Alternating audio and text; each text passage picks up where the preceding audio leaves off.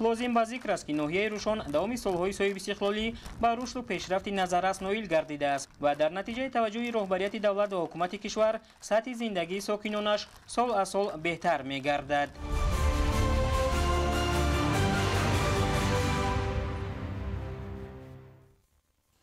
26 июн сафари кории президенти ҷумҳурии Тоҷикистон пешвои миллат муҳтарам Эмомалӣ Раҳмон дар ноҳияи Рӯшон ба истифода додани зерисгоҳи барқии 110-35 10 киловолтаи ҷангал ва тариқи маҷозӣ ифтитоҳ кардани 4 нерӯгоҳи барқии обии хурд оғоз ёфт.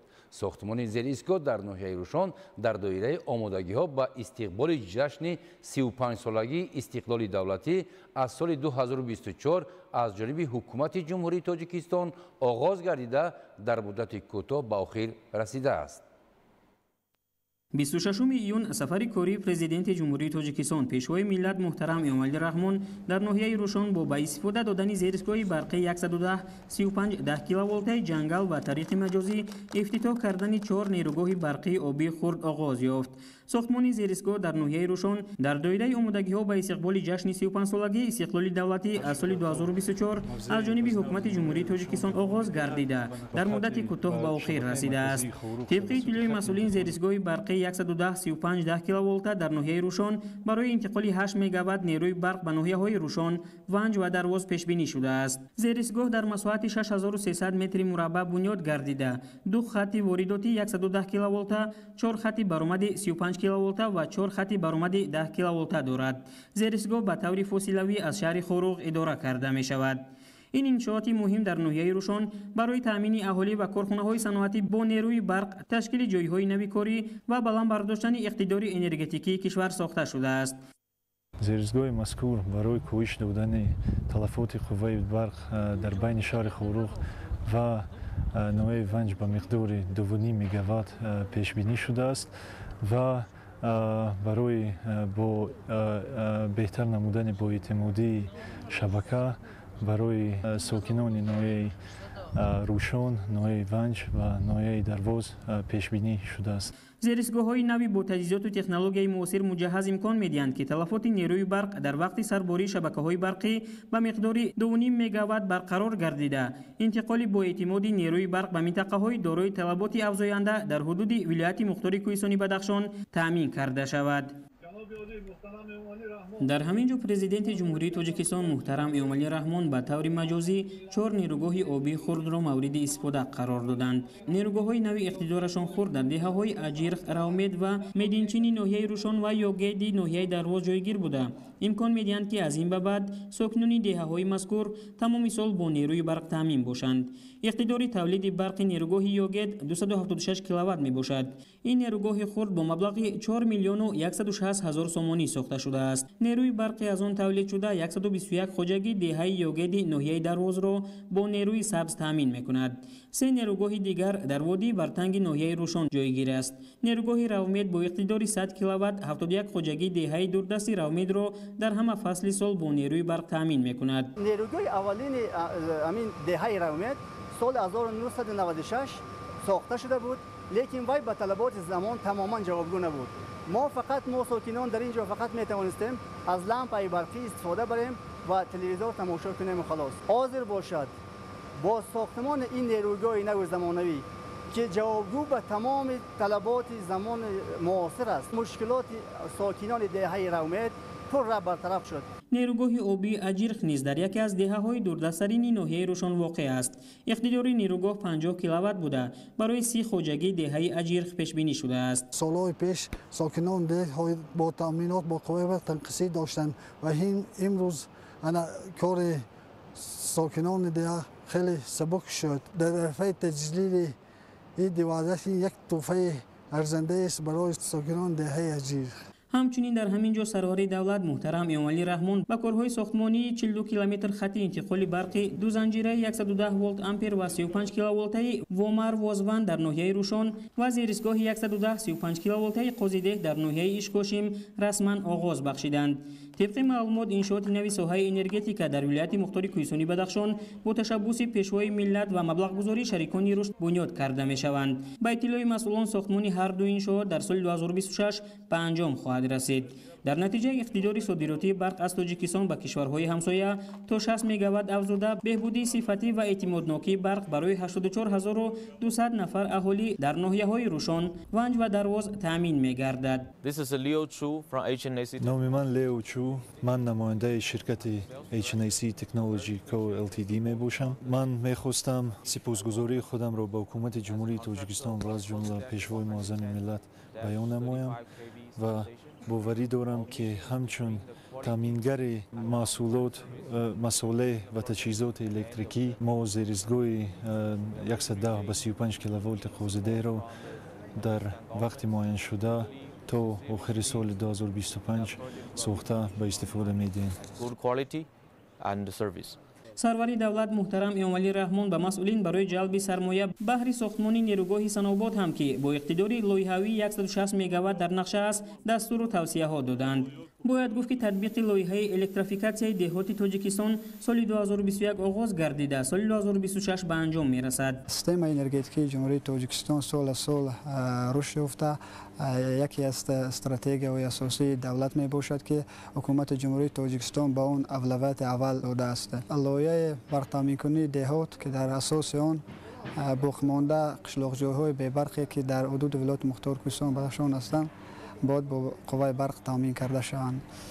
بخصوص در حدود ناحیه روشن در دایره لایحه برق تامین کنی دهات 8 عدد سلسله نیروگاه آبی برقی خرد و 1 عدد نیروگاه آفتابی ساخته شده ایستادند. در مجموع در دایره این لایحه 30 نیروگاه برقی آفتابی، 1 نیروگاه بادی و 13 نیروگاه آبی خرد ساخته می شود. سروری دولت محترم امامعلی رحمان مورد استفاده قرار گرفتن این انشاءات را برای دسترسی ساکنان منطقه های دوردست کشور با نیروی برق مفید ارزیابی کرده، مسئولان را وظیفه‌دار کردند که با نظرداشت وضع جغرافی منطقه که برای ساختمان نیروگاه های خرد آبی مساعد است، همه امکانیت ها را مقصدناک استفاده برند.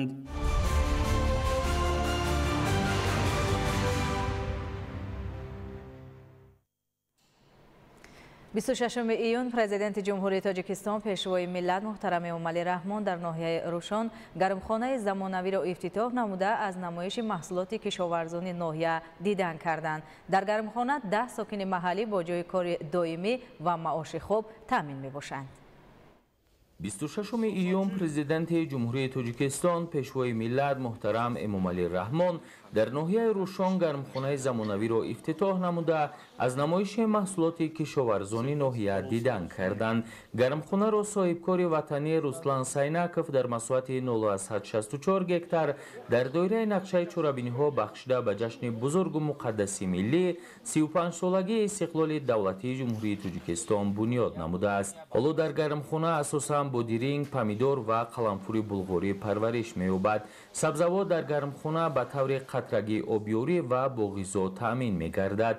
در گرمخانه 10 ساکن محلی با جای کار دائمی و معاش خوب تامین می‌باشند. گرمخانه از 6 قسم عبارت بوده.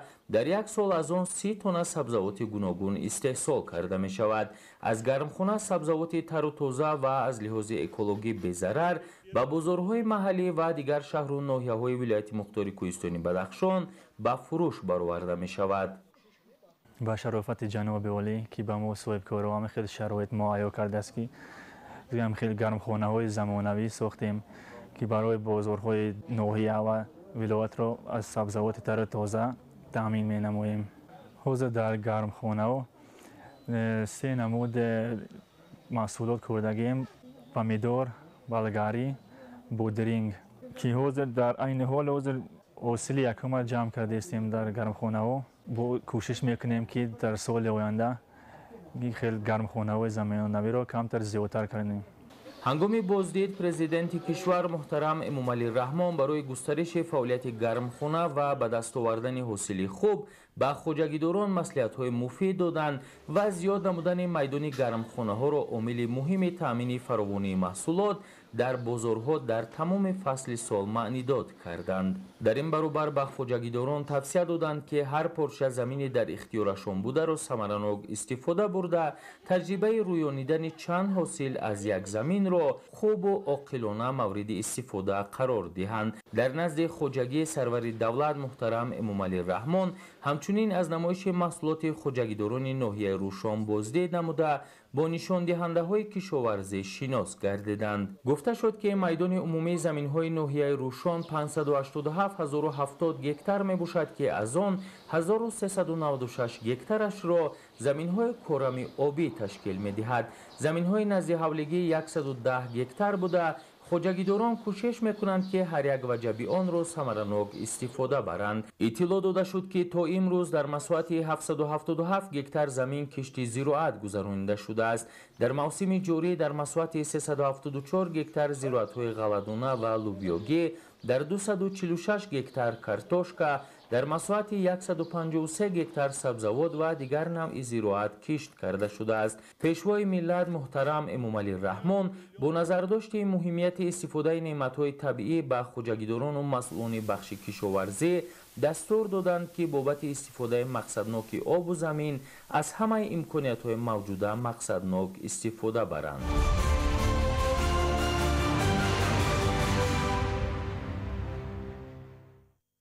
26 июн президенти ҷумҳурии тоҷикистон пешвои миллат муҳтарам эмомалӣ раҳмон дар маркази ноҳияи рӯшон аз рӯи пайкараи асосгузори аввалин давлати тоҷикон шоҳ исмоилӣ сомонӣ пардабарорӣ намуданд.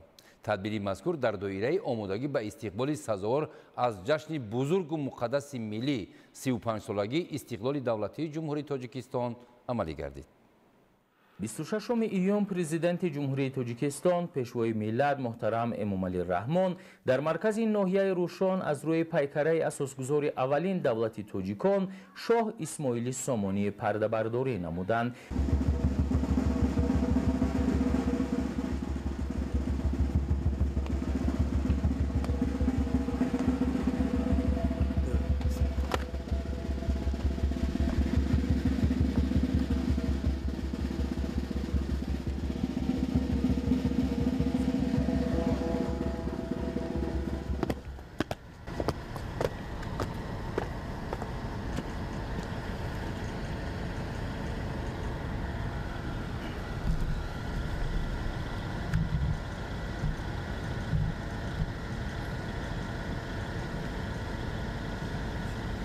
иншооти мазкур бо маблағгузории мақомоти иҷроияи ҳокимияти давлатии вилояти мухтории кӯҳистони бадахшон ва ноҳияи рӯшон дар масоҳати умумии 1000 метри мураббаъ бунёд шудааст. тадбири мазкур дар доираи омодагӣ ба истиқболи сазовор аз ҷашни бузургу муқаддаси миллӣ 35-солагии истиқлоли давлатии ҷумҳурии тоҷикистон амалӣ гардид.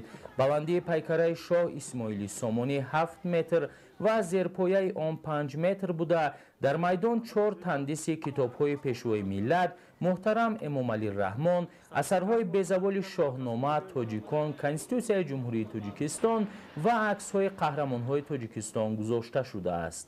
қомат афрохтани муҷассамаи бунёдгузори давлати тоҷикон исмоилӣ сомонӣ дар маркази ноҳияи рӯшон ба майдони муқаддасоти миллии ҳусни дигар зам намуда шаҳодати ҳифзу нигоҳдории арзишҳои миллӣ ва эҳтиром ба гузаштагон аст.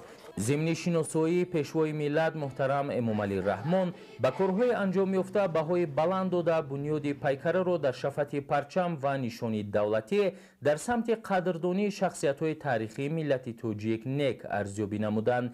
таъкид карда шуд ки майдони муқаддасоти миллӣ яке аз маконҳои асосии баргузории ҷашну чорабиниҳои давлатию миллӣ ба ҳисоб рафта, ҳамчунин дар он барои истироҳату фароғати сокинон имконоти мусоид фароҳам гардидааст.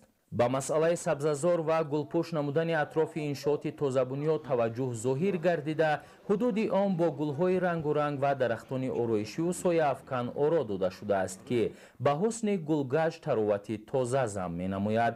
бо назардошти талаботи меъморию шаҳрсозӣ тамоми роҳраву гузаргоҳҳои дохилу атрофи назди пайкараи исмоилӣ сомонӣ сафолатпӯш ва чароғон карда шудааст.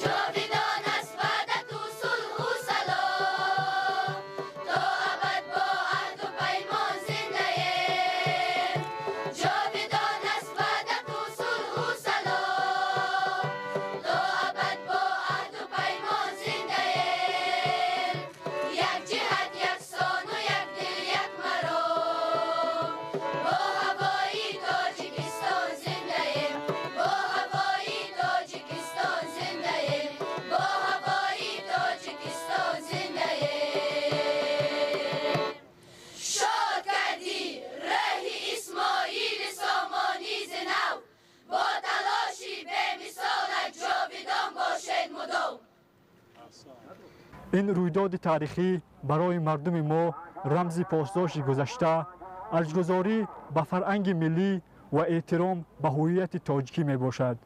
شاه اسماعیل سامانی همچون شخصیت بزرگ تاریخی به کاخ سیاست خردمندانه، جسارت دلیرانه و اندیشه دولتداری توانست بنیادگذار نخستین دولت متمرکز تاجیکان گردد. او رمز اتحاد یگانگی، شکوه و شهامت، دولتداری و احیای فرهنگ ملی بود. گذاشتن این مجسمه نه تنها یک یادگاری مادی است، بلکه عمل و نیت نیک به تاریخ خود رو می آوریم و سبک وحدت و خودشناسی می گیریم. این پیکره بگذار برای تمام ساکنان نویه و نسل‌های آینده چون رمز پایداری ملت تاجیک، هویت ملی و مهر صداقت به وطن گردد.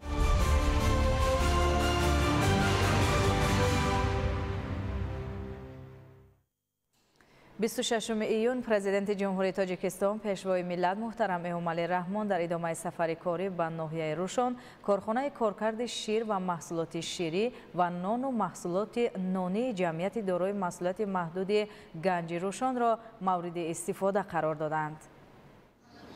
26 ایون پرزیدنت جمهوری تاجیکستان پیشوای ملت محترم امامعلی رحمان در ادامه سفر کاری به ناحیه روشن کارخانه کارکرد شیر و محصولات شیری و نان و محصولات نانی جمعیت دارای مسئولیت محدود گنج روشن را مورد استفاده قرار دادند. در کارخانه نوی صنعتی استحصال زیاده از 5 نمود محصولات از جمله قایماق، سمتانا، جروغا، چکه و مسکه به راه مانده شده است. کارخانه در زمینه دستور و هدایت‌های رهبریت عالی دولت از جانب صاحبکاری وطنی ملکیبک سفربکов با مقصد تامین اهالی با محصولات طبیعی و از جهت اکولوژی تازه و بی‌ضرر ساخته شده با خطهای معاصر استحصالی تامین گردیده است.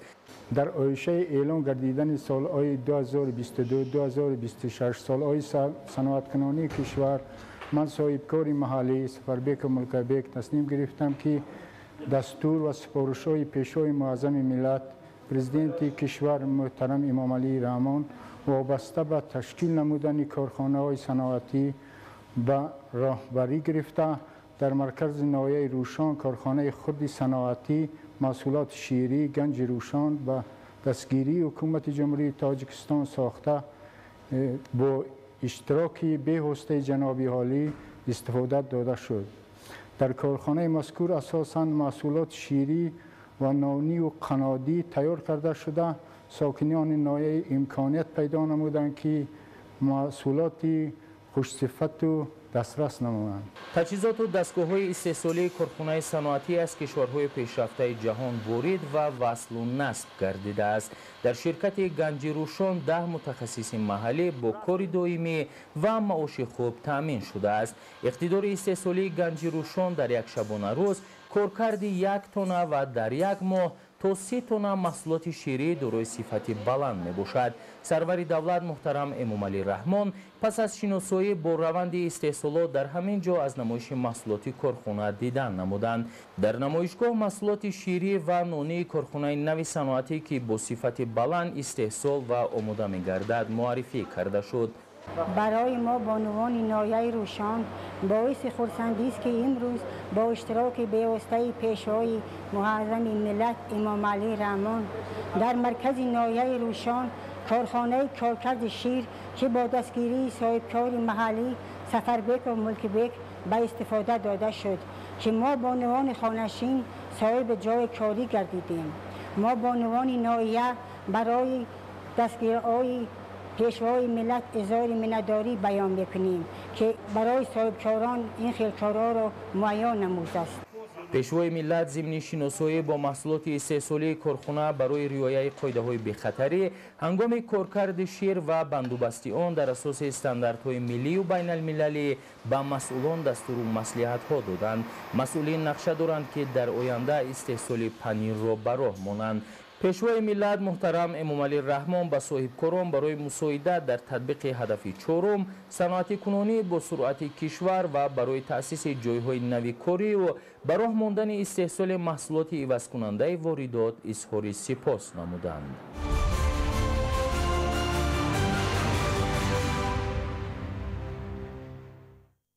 26 июн президенти ҷумҳурии тоҷикистон пешвои миллат муҳтарам Эмомалӣ Раҳмон дар идомаи сафари корӣ дар ноҳияи Рӯшон бо рафти парвариши маҳсулоти кишоварзӣ дар қитъаи замини назди ҳавлигии сокини деҳаи Рӯшон Доди Худоев шинос шуданд. 26 июн президенти ҷумҳурии тоҷикистон пешвои миллат муҳтарам Эмомалӣ Раҳмон дар идомаи сафари корӣ дар ноҳияи Рӯшон бо рафти парвариши маҳсулоти кишоварзӣ дар қитъаи замини наздиҳавлигии сокини деҳаи Рӯшон Доди Худоев шинос шуданд. тавре аён гардид оилаи Доди Худоевҳо 401 замини наздиҳавлигӣ дар ихтиёр дошта онро самаранок истифода мебаранд. хусусан пас аз дастуру ҳидоятҳои роҳбари давлат муҳтарам Эмомалӣ Раҳмон барои истифодаи оқилонаи заминҳои наздиҳавлигӣ аъзои ин оила чун дигар мардуми кишвар корро дар самти парвариши маҳсулоти гуногуни кишоварзӣ дар замини наздиҳавлигӣ ҷоно карда аз он ҳосили хуб ба даст меоранд. ман дар назди оила 4 сотиқ замин аи 2 сотиқ картошкаву дигар сабзавот пиёзу караму сабзию пиёзу помидору болгаркиву тезак киш кардем.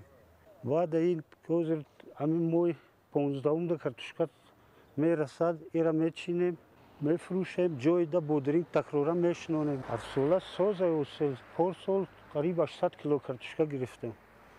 ин солам ният мекунем мешавад меха бо пиёз буду караму болгаркаву помидор ҳам барои хӯрдану ҳам бозор дамина мефурӯшем. сатҳи зиндагии мо соза барои зиндагии хона. ҳоло дар замини наздиҳавлигии оилаи Доди Худо картошка, қаламфури булғориву помидор, бодиринг, карам ва дигар намуди зироат нашъунамои хуб дошта ба ин васила онҳо эҳтиёҷоти оилаи худро ба маҳсулоти худи қонеъ месозанд. аъзои оила ба роҳбари давлат иттилоъ доданд ки ҳамасола аз ҳамин замин то 800 кило картошка ҷамъоварӣ намуда дар тамоми фасли сол аҳли оилаву хешовандонро бо ин маҳсулот таъмин менамоянд. ҳамчунин бо истифода аз меъёрҳои агротехникӣ аъзои оила аз замини наздиҳавлигӣ ҳосили хуби дигар намуди маҳсулоти кишоварзиро ба даст меоранд. онҳо дар самти парвариши дарахтони мевадиҳанда низ таҷрибаи хуб дошта бо истифода аз обу хоки ҳосилхез дар назди ҳавлияшон олучаву гелос, зардолу, себ ва навъҳои гуногуни нок шинонидаанд ки дарахтони он ҳосили хуб доранд. хусусан дар ҳавлии хоҷагӣ навъҳои гуногуни себ пурбор буда ба иттилои аъзои оила аз ин ҳисоб низ ҳамасола ҳосили хуб ба даст оварда мешавад. дар замин бо ба ғайри сабзавот картошка бо дарахтҳои мевандага ҳам ҳастанд. инҳо ҳам ҳосили хуб метиҳанд. ҳам барои худам ҳам барои бозорам мешавад.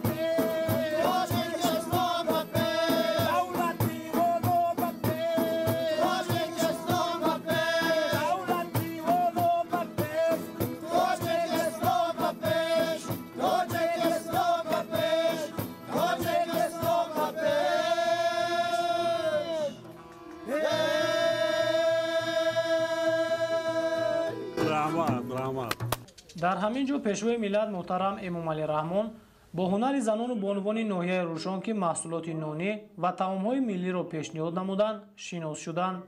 бонувони ҳунарманди ноҳия дар намоиш нони танӯрӣ, чапотӣ, кулча, самбусаи танӯрӣ ва таомҳои миллии маҳаллӣ аз қабили ширчой бо чормағз, каду бо чормағз, омоч, атолаи донаки зардолу, оши бурида, кабкшӯрбо ва оши палавро намоиш доданд.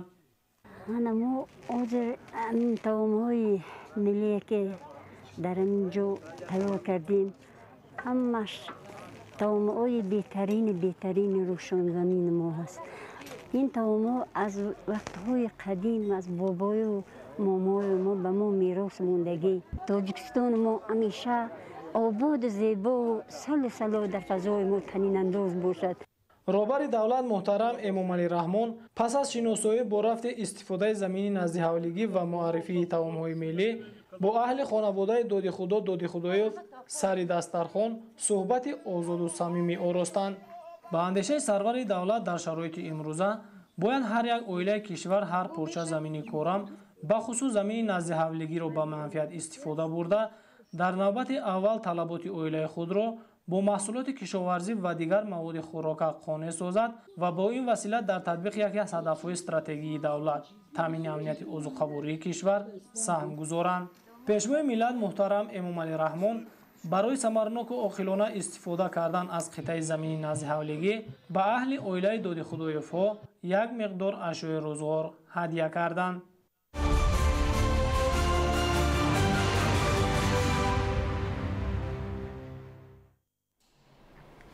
26 июн президенти ҷумҳурии Тоҷикистон пешвои миллат муҳтарам Эмомалӣ Раҳмон дар ноҳияи Рӯшон бинои замонавии прокуратураи ноҳияро мавриди истифода қарор доданд.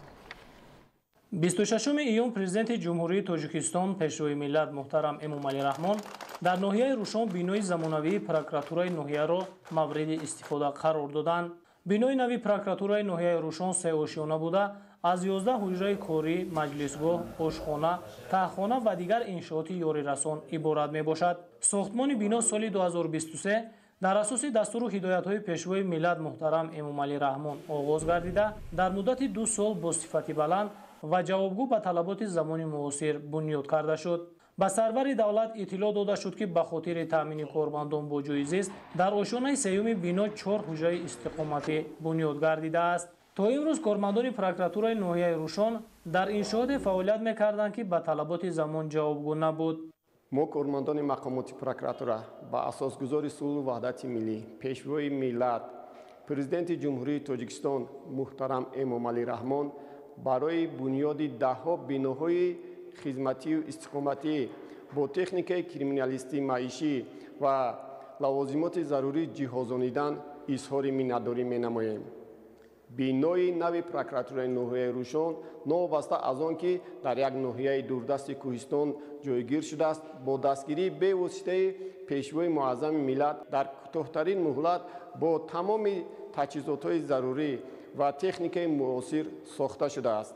ин ҳадияи пешвои муаззами миллат дар арафаи иди ваҳдати миллӣ ба кормандони прокуратураи ноҳияи Рӯшон тақдим гардид ки боиси сарбаландии мо гардида моро водор месозад ки бо истифодаи тамоми имкониятҳо, дониш, маҳорат ва нерӯи худ бо меҳнату софдилонаю содиқона сиёсати созандаву бунёдкоронаи сарвари давлатро амалӣ намуда ҷиҳати таъмини волояти қонун, тартиботи ҳуқуқӣ ва пешгирии ҷинояткорӣ саҳми босазои худро гузорем.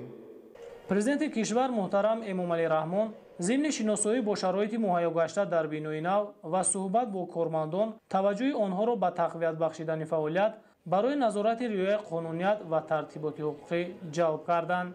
мавриди зикр аст ки дар даврони соҳиби истиқлолӣ аз ҷониби ҳукумати кишвар барои кормандони прокуратура дар шаҳру ноҳияҳо тариқи бунёду ба истифодадиҳии биноҳои хуштарҳу замонавӣ марҳила ба марҳила имкони созгори фаъолият фароҳам оварда мешавад. роҳбари давлат муҳтарам Эмомалӣ Раҳмон ба сифати корҳои сохтмонӣ дар ин иншоот баҳои баланд дода онро тӯҳфаи ҳукумати кишвар дар рӯзҳои таҷлил аз ҷашни 28-солагии ваҳдати миллӣ арзёбӣ карданд. сарвари давлат аз кормандони прокуратура талаб намуданд ки ба волояти қонун арҷ гузошта вазифаҳои хизматии хешро содиқонаву софдилона дар назди ватан ва мардуми кишвар анҷом диҳанд.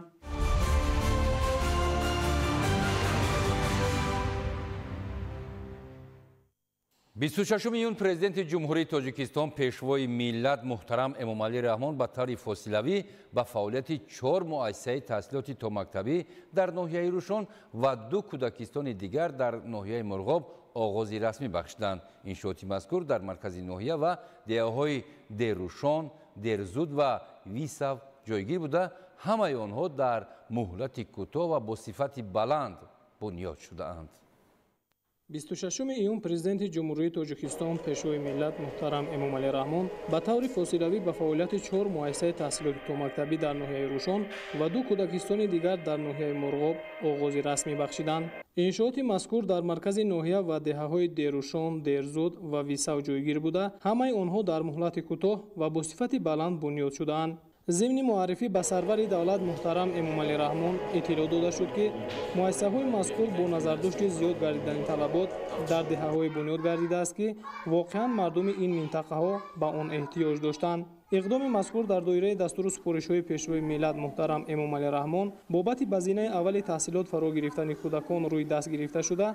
همه انشاءات ساحه معارف با نظرداشت طلبات زمانی معاصر ساخته شده است. کودکستان دهه دیروشان از 2 آشیانه عبارت بوده برای 70 کودک در 4 گروه پیش بینی شده است. مساحت عمومی بنا 708 متر مربع را تشکیل داده در آن برای گذراندن مشغولیت‌ها تمام امکانیت‌ها مهیا گردیده است. باید گفت که بعد به استفاده دادن کودکستان نورسان 2 دهه دوردست ناحیه روشن، وند و دیروشان به تعلیم تا مکتبی فرا گرفته می‌شوند.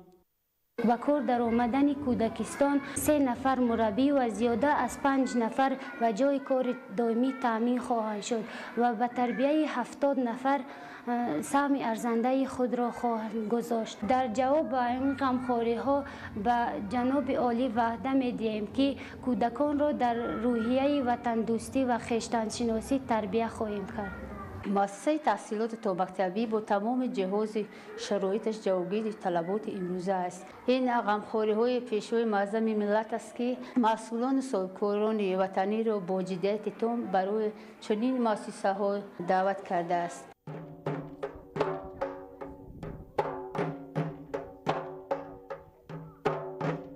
کودکستان نوبنیادی دهه دیرزود برای 60 کودک در 3 گروه پیش بینی شده.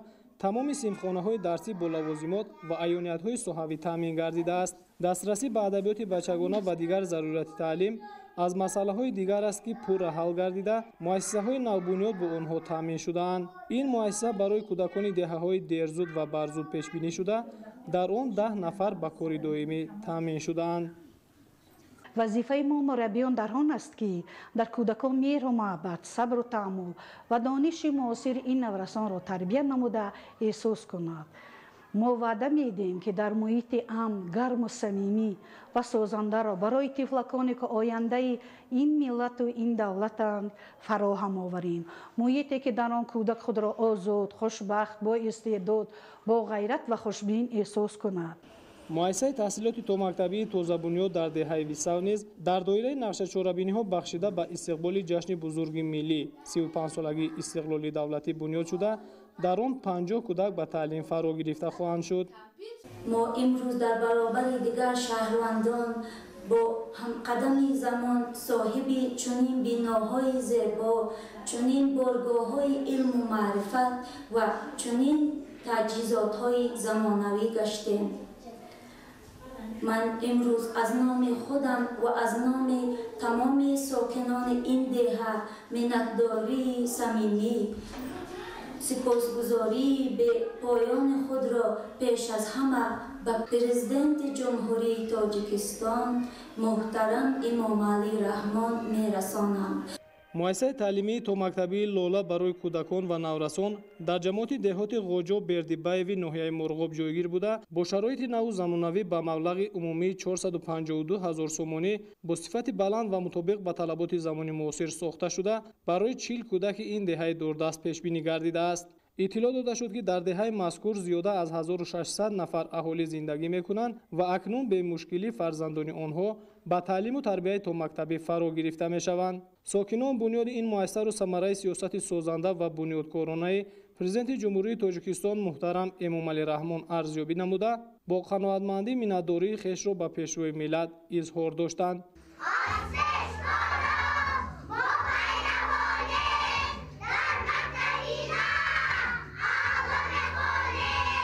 مؤسسه تعلیمی تا مکتبی افسانه باشد برای 40 نفر کودکان و نورسان در دهه سرگنبز ناحیه مرغاب جایگیر است.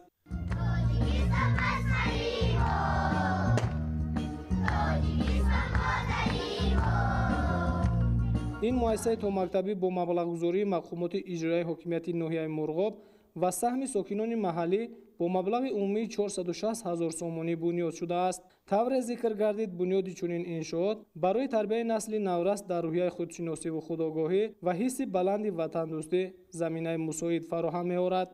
از نام ساکنان ناحیه مرغاب، جماعت الچور، دهه سرگنبز برای دستگیری به واسطه اساسگذاری صلح و وحدت ملی پیشوای ملت پرزیدنت جمهوری تاجیکستان منتدار خویش را بیان می‌نماییم.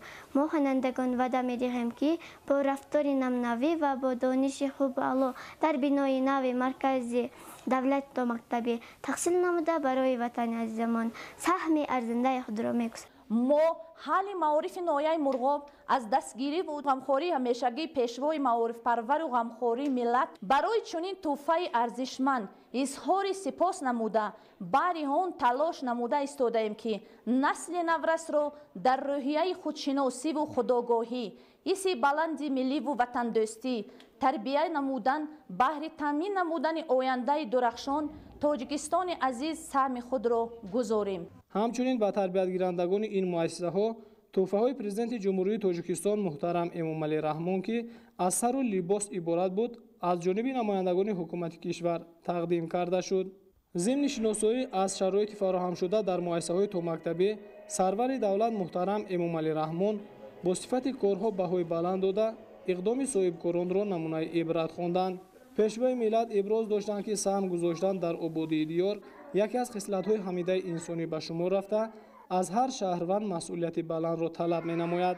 قابل ذکر است که بعد افتتاح 4 انشاءات ساحه معارف در سمت جلب کودکان به زینه اولی تحصیلات در ناحیه روشن 230 جای برای فراگیری نورسان مهیا گردیده نزدیک 30 نفر با کار دائمی تامین شدند.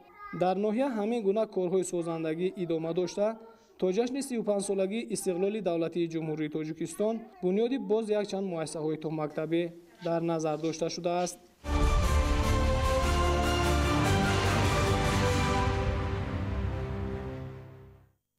بیست ایون پرزیدنت جمهوری تاجیکستان پیشوای ملت محترم امامعلی رحمان در ناحیه روشن با راهبران و فعالان ناحیه ملاقات کردند.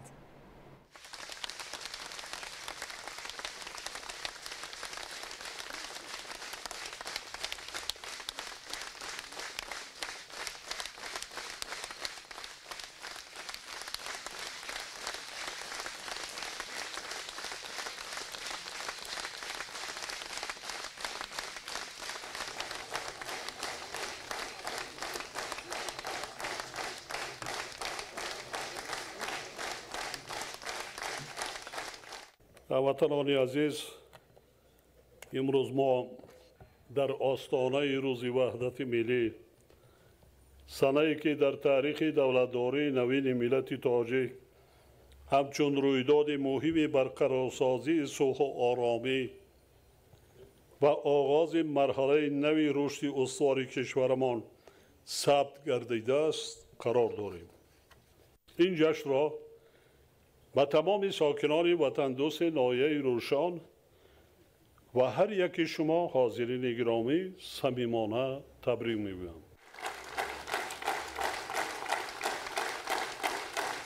سلامت. همچنین میخواهم خاطرنشان نمایم که برقرارسازی صلح و آرامی، ثبات کامل سیاسی و رسیدن به وحدت ملی یکی از دستاوردهای بزرگ ما در زمان صاحب استقلالی می باشد. بنابراین هر یکی ما وظیفه داریم که این ارزش مقدس را چون گهورک چشم حفظ نماییم. صلح و ثبات را در تاجیکستان عزیزمان تحکیم بخشیم و برای آبادی وطن محبوبمان سهم گذاریم.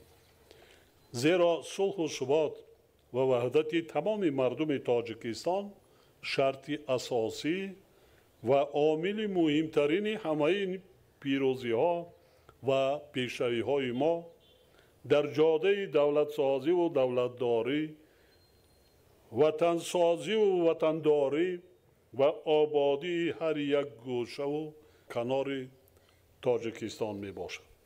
با قناعتمندی ایثار می دارم که در نتیجه زحمت و تلاش های وطن دوستانه ساکنان و غمخواری و دستگیری‌های دائمی حکومت مملکت امروز سیمای ناحیه روشن کلاً دیگرگون گردیده است.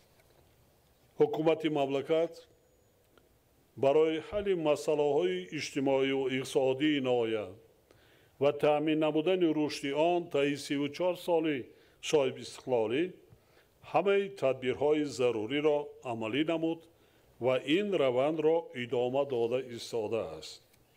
از جمله در این دوره از حساب همه منبع‌های مبلغ‌زاری برای رشد ناحیه بیش از 1.4 میلیارد سامانی روانه کرده شده است.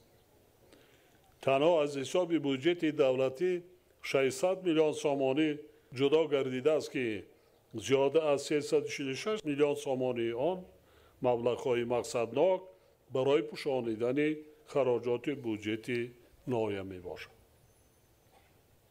در زمان صاحب استقلالی در حدود ناحیه 10 لایحه سرمایه‌گذاری دولتی تطبیق گردیده، حالا عملی سازی باز 5 لایحه دیگر ادامه دارد که مبلغی تا امروز در دایره این لایحه ها از خود شده 118 میلیون سامانی را تشکیل می‌دهد.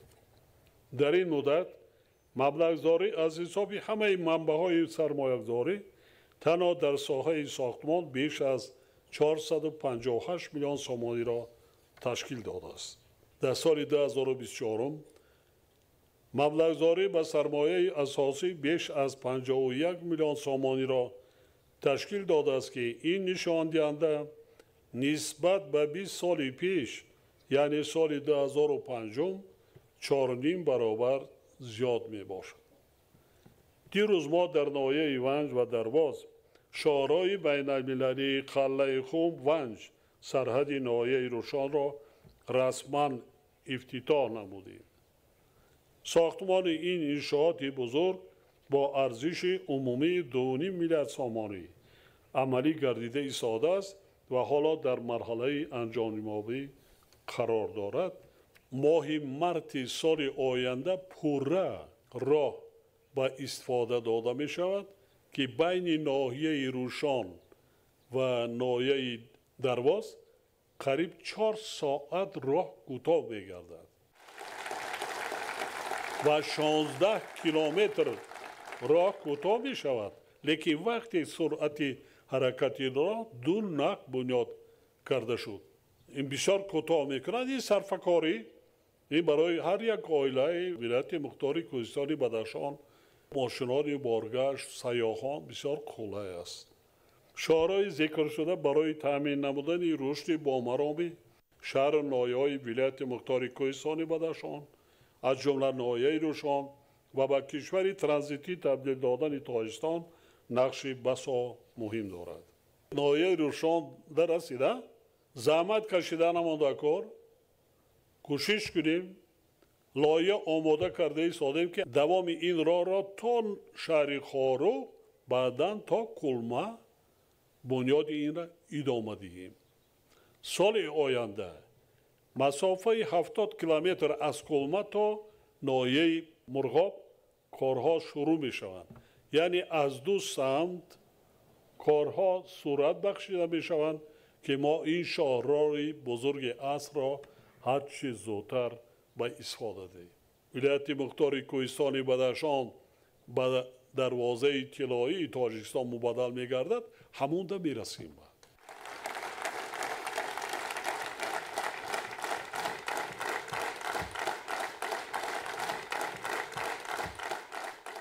طبق معلومات برای استقبال سزاوار جشن 35 سالگی استقلال دولتی در ناحیه ساختمان از نوسازی 165 انشاءات پیشبینی گردیده تا امروز 75% نقشه اجرا شده است. امروز ما در مرکز ناحیه مجسمه شاه اسماعیل سامانی و میدان مقدسات ملی را افتتاح نمودیم که نشان ارزگذاری به تاریخ پرغناوت و عنعنه‌های دیرینه دولتداری ملت تاجیک می باشد. اینچنین مؤسسه‌های تا مکتبی برای 200 کودک، یکچند بینای فرهنگی و معماری و انشاءات اجتماعی و انرژتیکی به استفاده داده شدند. کارخانه کارکردی شیر، استحصال محصولات شیری، نان، مساله ساختمان، حوض ماهی پروری و گرمخانه معاصر که امروز به فعالیت آغاز کردند برای تأسیس صدها جای نوی کاری و تأمین نمودن بازار داخلی با محصولات استحصال خودی سهم می‌گذارند.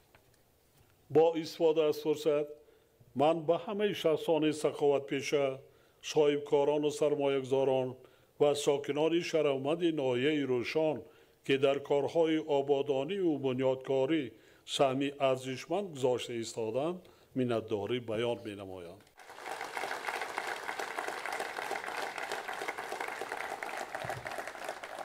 صاحبکاران ناحیه روشان نه که در بنیاد آبادانی حتی در برنامه تأمین امنیت آذوقه‌واری مملکت نیز بینیت خدمت‌های بزرگ کرده ایستادند. شهروند شما که در ناحیه در ولایت مختار کوهستان بدخشان یکی از اولینها شده با طریق گرمخانه‌ها با پرورش سبزواتکاری مشغول شدن امروز بیش از 1 هکتار زمین را پای دارد. تأمین ولایت و ناحیه را کرده ایستاده است. باز شاگرد تیار کرده ایستاده است. الکی سبزواتاش پخته رسیده در گرمخانه‌هاش. این هم جای کاری، هم محصولات استحصالی، هم شکم سیر مردم بازار شما فراوان میشد، هم ولایت، هم میتونند به پایتخت کشور صادر کنند. خیلی آسان سلامت باشید. کار نمیشدگی در دنیا نیست. من وظیفه‌دار کردم که 2 تای انامیخر متخصص در هر یک ناحیه حدود ولایت مختار کوهستان بدخشان آماده میکنند. در تمام دور سال با سبزوات تر و تازه تامین میگردند. هم جای کاری میشود. محصولات های ولایت مختار کوهستان بدخشان برای ما و شما 30 سال پیش افسانه بود. هیچ کس ما باور نداشتیم که دولت داری کرده میتوانیم یا نه. پیسخند میزدیم یک دیگر را. برای ما افسانه بود. حتی خیال هم نمی کردیم. امروز محصولات ولایت مختار کوهستان بدخشان در بازارهای اروپا پای درواز سال آینده به چند کشور خارجی حتی اروپا صادرات می شود. اون نمود ماهی که اولین بار در تاجیکستان و این نمود ماهی در بحر می شود. ماهی آزاد میگیم تاجیکی خطی می شود است. من در ناحیه درواز در با آب چشمه دیروز کارخانه‌ای که ما به استفاده دادیم 6 کارخانه استحصالی سنگش علاقه خریداران شرطنامه با کشورهای خارجی از ولایت صدها جای کاری مردم با مهاجرت نمیره در همینجا کار کرد میکنن. روغنی چهارمغز به این یاد قیمت است در همینجا با تکنولوژی حاضر زمان از 6 کیلو مغز چهارمغز 300 گرم روغنی چهارمغز. این دارو برای انسان بسیار چیزی مهم است. هدف باشد ذوق داشته باشیم. کار نیست که انسان از عهده وی نبراید. حتی برای آبادانی مرکز ناحیه خیلی آباد شده است. خانه ها من آباد کنیم. هر کس خانه و دری خودش بنیاد کند. 1 سال 2 سال 3 سال می شود تاجیکستان آباد. طبیعت زیبایی ما داریم. آبهای مصفای ما داریم. امروز دولت ها برای آب جنگ است. میلیون ها کودکان از بیابی به هلاکت میرسند. آب نیست. در بسیار دولت های دنیا ارزش آب آشامیدنی 2-3 برابر از ارزش سوزشوار بالاتر است.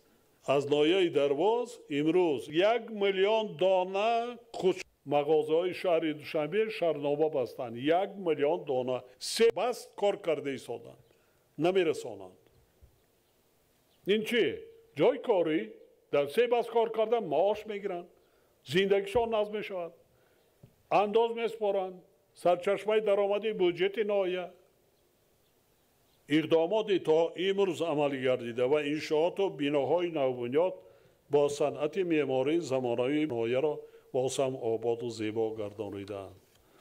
در برابر این با در نظر داشت ذخیره و امکانیت‌های ناحیه جهت بنابر داشتن سطح و صفت زندگی اهالی کارها در سمت بنیاد کارخانه و کارگاه‌های استحصالی، جلب سرمایه وطنی و خارجی، افزایش دادن حجم استحصال محصولات رقابتناک، تأسیس جاهای نوی کاری و بهتر نمودن صفت خدمت‌رسانی‌های اجتماعی باید تقویت داده شوند. در زمان صاحب اصلاحی از جانب تشکیلات قرضی و صاحبکاران و اهالی ناحیه روشن و مبلغ 259 میلیون سومانی قرض داده شده است. تنها در ماه‌های ینور می سال 2025 حجم قرض‌های داده شده در ناحیه 11 میلیون سومانی را تشکیل داده است که نسبت به همین دوره سال گذشته 5% زیاد می باشد. از جانب صنعت صادرات بانک برای دستگیری صاحبکاری، تأسیس کارخانه‌های استحصالی و مساعدت و رشد استحصالات در 3 سال آخر 12 میلیون سومانی قرض داده شده است.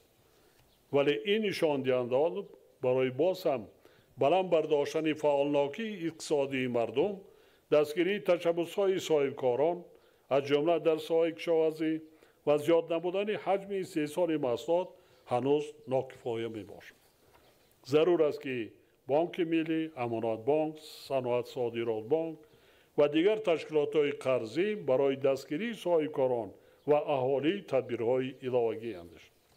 زیرا طبق تحلیلات در دایره عملی سازی هدف صنعت کنونی با صورت کشور، هوسمندی صاحبکاران ناحیه جهت تشکیل کارخانه و کارگاه‌های استحصالی افزوده ساده است و آنها تنها در 2 سال آخر 16 کارگاه و کارخانه نو تأسیس دادند. حالا شماره عمومی کارخانه‌های صنعتی ناحیه به 20 رسیده است. در 2 سال آخر حجم استحصال محصولات صنعتی ناحیه 2.5 برابر و نامگوی آن از 6 به 23 افزوده است. در ماه‌های ینور می سال 2025 نیز در ناحیه حجم استحصال محصولات صنعتی نسبت به همین دوره سال گذشته 13% زیاد گردیده است. البته نشان دهنده‌های خوب هستند، ولی ذخیره و امکانیت‌های استفاده نشده ناحیه در سمت رشد صنعت، مخصوصاً صنعت کارکرد خیلی زیاد میباشد. جهت پوره استفاده نمودن آنها، تشبسکاری راهبران و مسئولان ولایت، ناحیه، وزارت ادارای ساحوی، جلب سرمایه مستقیم وطنی و خارجی و واردات تکنولوژی‌های زمانوی، یعنی فراهم آوردن شرایط مساعد برای رشد استحصالات صنعتی ضرور است. حل این مسئله ها وظیفه بی‌واسطه وزارت صنعت و تکنولوژی‌های نو، کمیته دولتی سرمایه‌گذاری و اداره اموال دولتی، مقامات اجرایی حاکمیت دولتی ولایت و ناحیه میباشد. طی سالهای صاحب اصلاحی در ناحیه روشن با دستگیری حکومت مملکت در دایره لایحه‌های سرمایه‌گذاری دولتی با مبلغ بیش از 142 میلیون سومانی 28 انشاءات انرژتیکی بنیاد و تجدید گردیده و استفاده داده شده است. علاوه بر این، امروز ما خط انتقال برق 2 زنجیره 35 و 110 کیلووات خاروق روشن را با درازی 68 کیلومتر و زیرزگاه جنگل را در نزدیکی دهه وامر ناحیه روشن با مبلغ عمومی 114 میلیون سومانی به استفاده دادیم که امکانیت انتقال منظم نیروی برق به ناحیه روشن، ونج و درواز به مراتب بهتر می‌گرداند.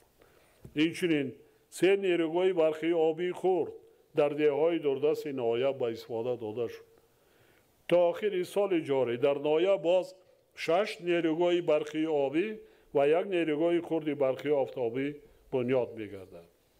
همزمان با این امروز ساختمان 42 کیلومتر خط انتقال برق 110 کیلووات از مرکز ناحیه تا زیرایستگاه وازنو آغاز گردید که در نیم ساله اول سال 2026 به استفاده داده می شود. حاضرین گرامی، با دستگیری حکومت مملکت و در نتیجه زحمت پرمسئول ساکنان ناحیه روشن در دوران صاحب استقلالی ساحه کشاورزی خیلی رشد یافته. حجم استحصال محصولات کشاورزی در سال 24 به 121 میلیون سومانی رسانیده شده است که نسبت به سال 2000 12 برابر زیاد می باشد. استحصال غله‌دانگی ها در مقایسه با سالهای اولی صاحب استقلالی 4 برابر، کارتوشک 6، سبزیجات و میوه 7، گوشت 2 و تخم 121 برابر زیاد گردیده است. در این دوره سرشمار چاروا نیز خیلی افزایش یافته است. طبق برنامه از خودکنی زمین‌های نوی آبیاری شونده سال 2024 80 هکتار زمین از گردش کشاورزی بیرون مانده ناحیه برقرار کرده شده، 65 هکتار زمین نو از خود کرده شده است. اما این هنوز کافی نبوده، اجرای کارهای علاوه‌ای را تقاضا می‌نماید. خاطررسان می‌سازم که اقلیم ناحیه روشن برای رشد ساحه‌های رسانه‌پروری و چاره‌داری مساعدت بوده، می‌تواند در تأمین بازار داخلی با محصولات از لحاظ اکولوژی تازه و با جای کار تأمین نمودن اهالی نقش مهم داشته باشد. وابسته به این رهبریت ناحیه را ضرور است که یکجا با وزارت کشاورزی و اگنتی بهداشت زمین و آبیاری جهت بهتر نمودن حالت ملارتوی زمین‌ها و استفاده عاقلانه هر یک وجه زمین تدبیرهای عملی اندیشد.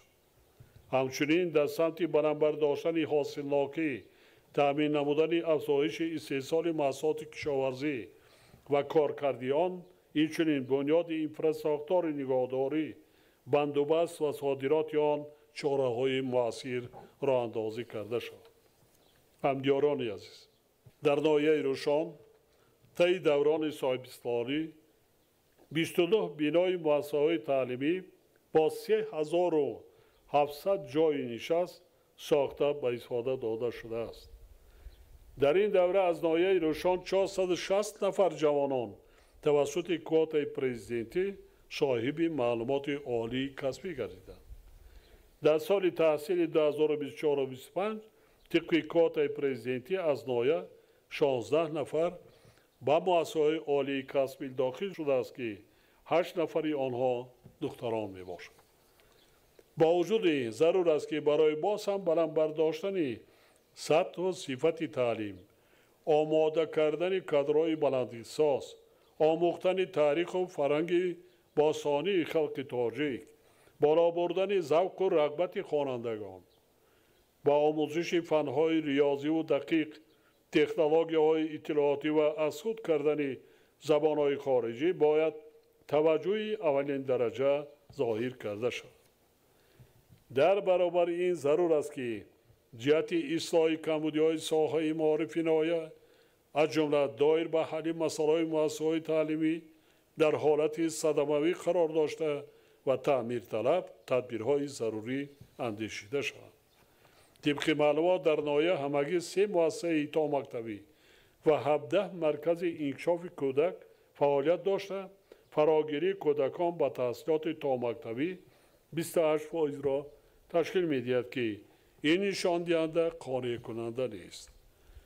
مقامات اجرایی حاکمیت دولتی ناحیه را ضرور است که یکجا با وزارت معارف و علم دایر به بنیاد مؤسسه‌های نوی تا مکتبی و با تعلیم و تربیت فرا گرفتن شماره هرچی بیشتری کودکان تدبیرهای علاوه‌ای اندیشد.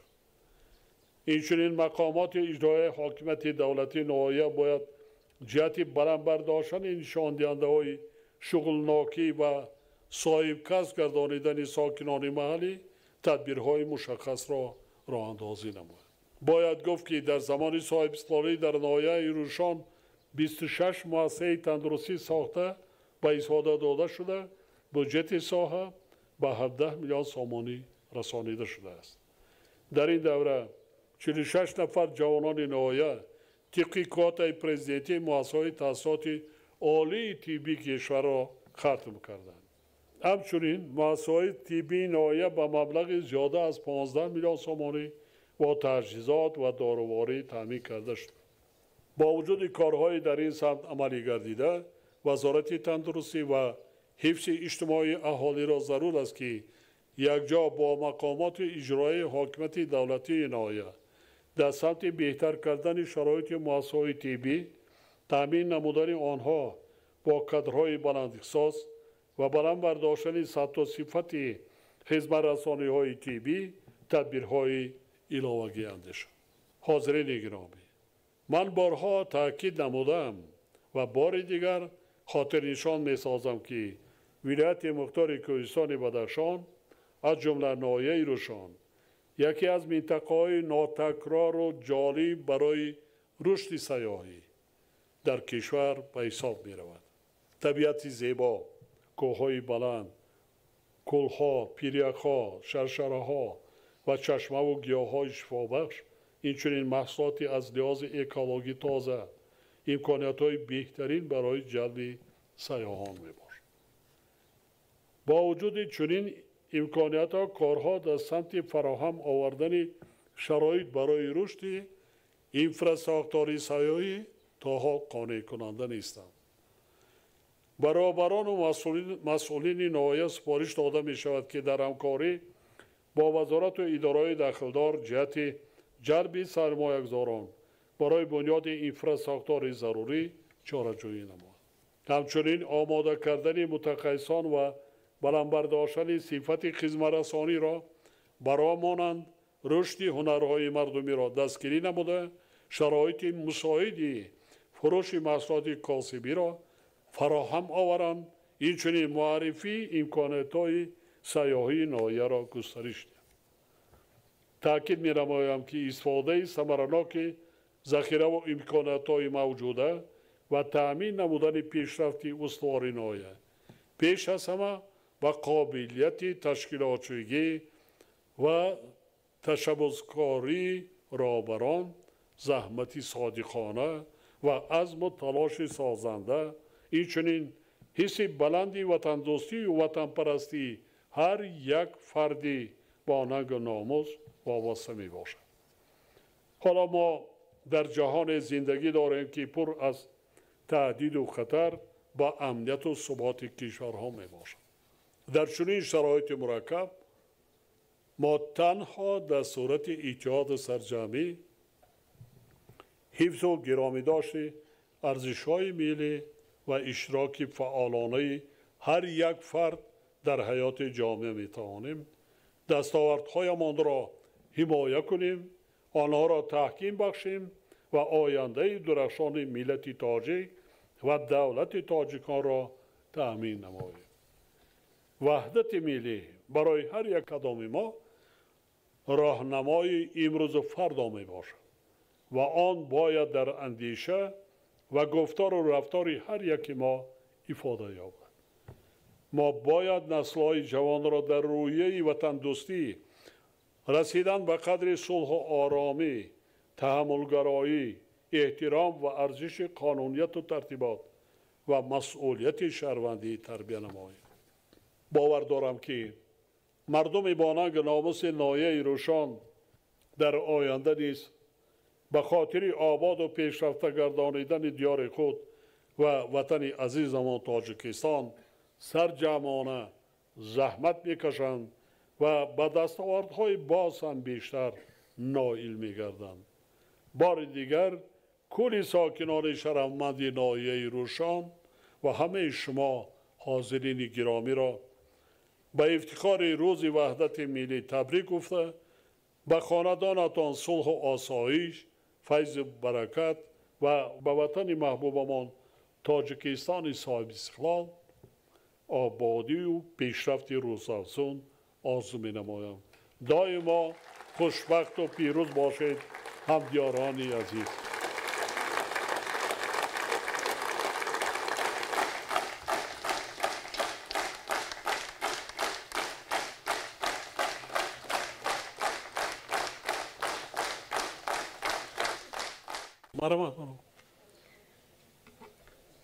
السلام علیکم.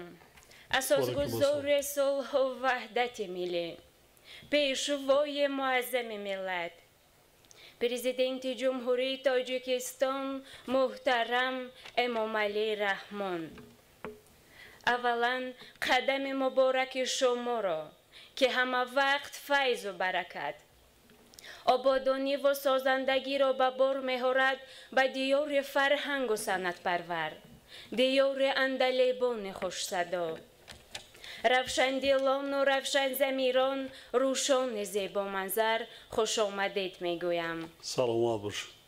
من الفبک زاده پروینه ملکبک، ختم کرده دانشگاه دولتی طبی تاجیکستان به نام ابوعلی ابن سینا هستم. محترم جناب عالی، ما از دستگیری و غمخواری های پدرانه شما بود که من و برادرم سالهای 2015 و 2017 طبق کیوتای پرزیدنتی به دانشگاه دولتی طبی تاجیکستان به نام ابوعلی ابن سینا داخل گردیدیم. من دانشگاه را با موفقیت ختم نموده، عین حال به حیث دیرکتور مرکز رپروداکتیوی در ناحیه روشن کار و فعالیت کرده ایستاده‌ام. نهایتاً خوشبخت و خرسندم که چنین کسب را انتخاب کردم و در خدمت شبانه روزی همدیارانم قرار دارم. محترم سرور دولت، توجه به اندازه شما به ساحه تندرستی امکان فراهم آورد که امروز ناحیه روشن در این سمت به پیشروی های نظرست صاحب گردد. ما خوب درک میکنیم که نورسان و جوانان هر قدر سالم و بردم باشند، دولت و ملت ده چند نیرومند و قوی تر میگردد. به این خاطر ترغیب طرز حیات سالم را در نورسان و جوانان از وظیفه های محوری خود می شماریم. محترم سرور دولت، در انجام سخن بار دیگر منتداری و سپاس به پایان خود را به شما می رسانم که هزاران جوانان دیگر مثل من با کمک و دستگیری های پدرانه شما صاحب معلومات عالی و کسب‌های مختلف گردیدند. همچنین منت داریم که ساحه حفظ الصحت ناحیه امروز از برکت شما رشد نموده ایستاده است. به این خاطر به شما جناب عالی صحتمندی کامل و سعادت و در فعالیت مشکل دولت سازی و دولتداریتان کامیابی و دستاوردهای نوین آرزومندم و باشد که همیشه سرور دولت تاجیکان و سرپناه تاجیکان عالم باشد و پروردگار عالم مددگار و نگهبان شما باشد. بار دیگر خوش آمدید پیشوای معظم ملت. سلامت باشید. السلام اساسگذار صلح و وحدت ملی، پیشوای معظم ملت، پرزیدنت جمهوری تاجیکستان محترم امامعلی رحمان. نخست شما را محترم جناب عالی به سرزمین روشندلان روشن، به یک گوشه زیبای وطن عزیزمان تاجیکستان خیر مقدم میگویم. سلامت باشید. نهایت شاد و خوشبختم که باز به دیدار فرزند ملت، نجات بخش دولت تازه استقلال تاجیکان، سرسپرده ملت و آبادگر وطنمان شرفیاب گشتم. هر سفر و هر دیدار شما به مردم مهمانواز روشن آبادی، آرامی و فیض و برکت را هدیه می کند. من فرقت ازلشاه، زاده دهه دوردست وادی برتنگ، برنده مقام سیوم آزمون جمهوریوی فروغ صبح دانای کتاب است در سال 2024 هستم. خوشبخت و سرفرازم که در سطح جمهوری برنده جای سیوم شده با سر بلند به ناحیه برگشتم.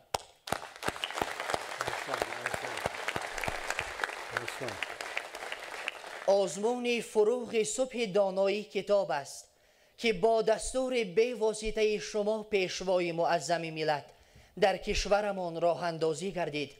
پیش از همه هویت و خودشناسی، ناموس وطنداری و جهانبینی ما جوانان را تقویت بخشید. محترم پیشوای معظم ملت، مردم فرهنگ دوست و فرهنگ پروری روشان، بخصوص ما جوانان شما را صدقاً دوست می داریم و از آن افتخار داریم که چنین پیشوا و چنین راهبر داریم. الا فرزانه فرزند زمان یارت خدا بادا، خدا در هر مسیر از برایت متکا بادا. تو باشی و وطن اندر کنارت در امان باشد، ز پشتت پرچمی ملت پرافشان در سما بادا. سرفراز و شادمان باشید پیشوای معظم ملت.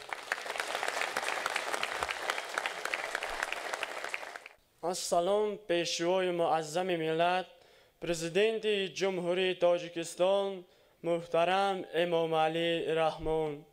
برایم شرف افتخار بزرگ است که امروز در حضور شما راهنمای صادق جوانان از نام ورزشگران جوان نایه سخن میگویم. من علی شاهد علیر، خواننده صنف 11 مؤسسه تحصیلات میانه عمومی رقم 9 نایه روشن، چمپیون 3 کرته جمهوری تاجیکستان از نمود والیبال بین نورسا می باشم.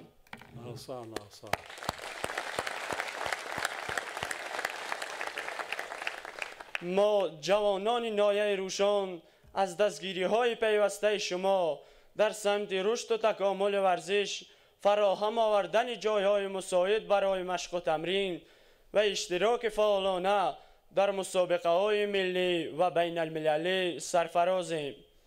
توجه شما به تربیه نسل سالم و با معرفت و تشکل طرز حیات سالم برای ما نیروی نو می بخشد.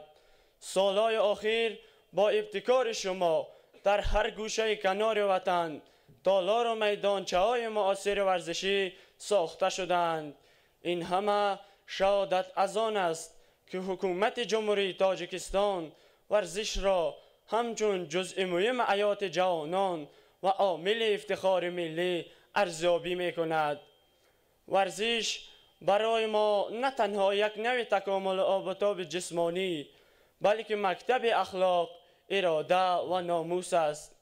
ما ورزشگران هر یک مسابقه را همچون فرصت برای معرفی کردن ملت و بلند برداشتن پرچم جمهوری تاجیکستان صاحب استقلال می دانیم.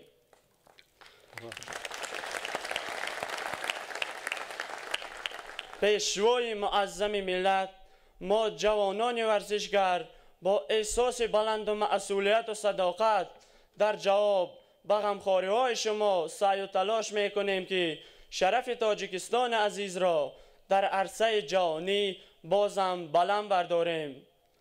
محترم جناب عالی، از نام تمام ورزشگران نورس نایه به شما پیشوای محبوب ملت برای توجه و غمخواری و دستگیری های پیوسته منتداری صمیمی بیان می نمایم. سپاس برای توجهتان. سلامت باشید.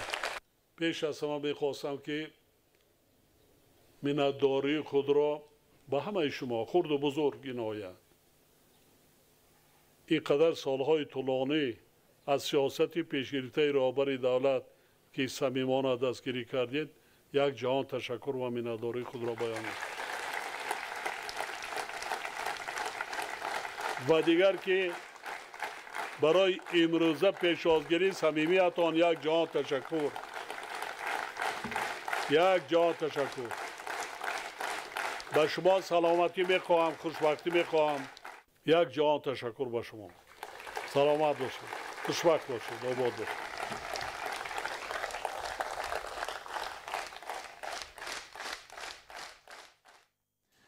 26 ایون در ادامه سفر کاری به شهر و ناحیه‌های ولایت مختار کوهستان بدخشان، پرزیدنت جمهوری تاجیکستان پیشوای ملت محترم امام علی رحمان با مقصد شناسایی با وضع زندگی مردم، افتتاح یک زمره انشاءات نو و صحبت و ملاقات با ساکنان به ناحیه رشدقلعه تشریف آوردند.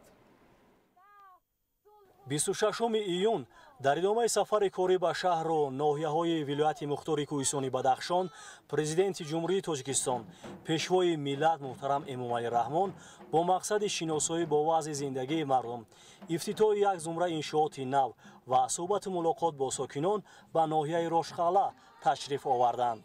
مهمان عالی قدر ساکنان ناحیه با شکرگزاری از سیاست سازنده و بنیادکارانه راهبر دولت با صمیمیت خاص و با بزم و شادی استقبال گرفتند.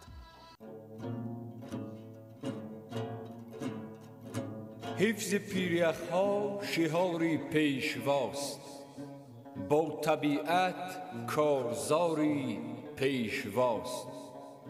سرفرازند پیریخ‌ها بعد از این، سرفرازی بس که کاری پیشواست. شاه تیرانداز هم روز بین، با محبت انتظاری پیشواست. مرحبای سروری ما و بدخشان مرحبا، وردی یاری پوز گنجیه گوسارا مرحبا، مقدمی تو روی چشمو سینه ما جای توست، همچنان نوری به چشمو در بدن جان مرحبای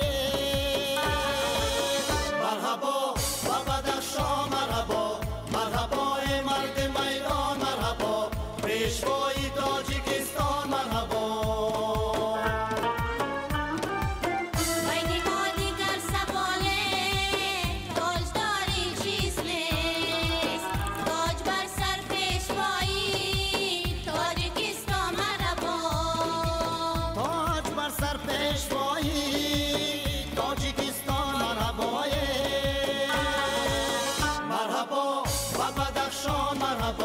مرحبای مرد میدان مرحبا، پیشوای تاجیکستان مرحبا، پیشوای تاجیکستان مرحبا.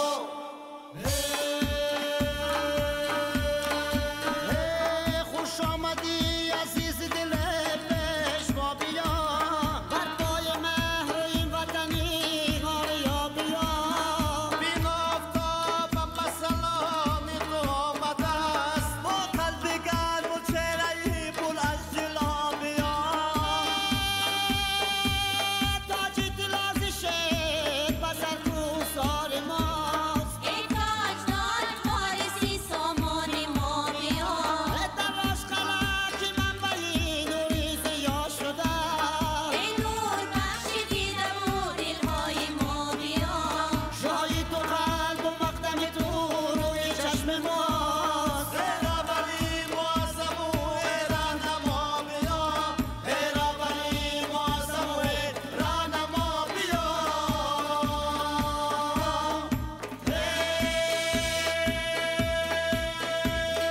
امروز و چه روزه یاران که یار آمد، خورشید عالم ها را بر کوهسار آمد، در ملک راشقاله توی است و بزم و شادی، سیراب شاه شاهان اندر کنار آمد، آن پیشوای ملت با قلب پر محبت، در روز جشن وحدت در سبزار آمد، در روز جشن وحدت در سبزار آمد.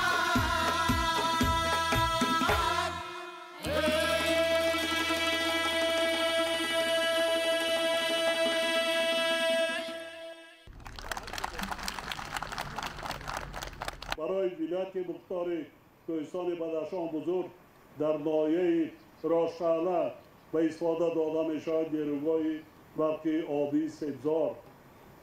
این خوشبختی است، این سرچشمه درآمد بودجه ناحیه است. این مشکلی مردم را خیلی سبک کردن است که مردم از در فصل زمستان از نرسیدن قوه برق تنقیسی نکشند. بینید تا در 2-3 سال آخر ناحیه راشقاله چگونه رشد و ترقی کرده ایستاده است. این نشانه وحدت ملی ما، نشانه صلح و ثبات کامل کشور. وقتی ملک اینجا آرام است، آبادی هم می شود، پیشرفت هم می شود، سطح زندگی مردم هم باز هم خوبتر و بهتر می‌گردد. برای پیشواز رهبر خوب برآمده یک جا تشکر می‌گویم. من بی‌عدالتی صمیمی بیان می‌کنم.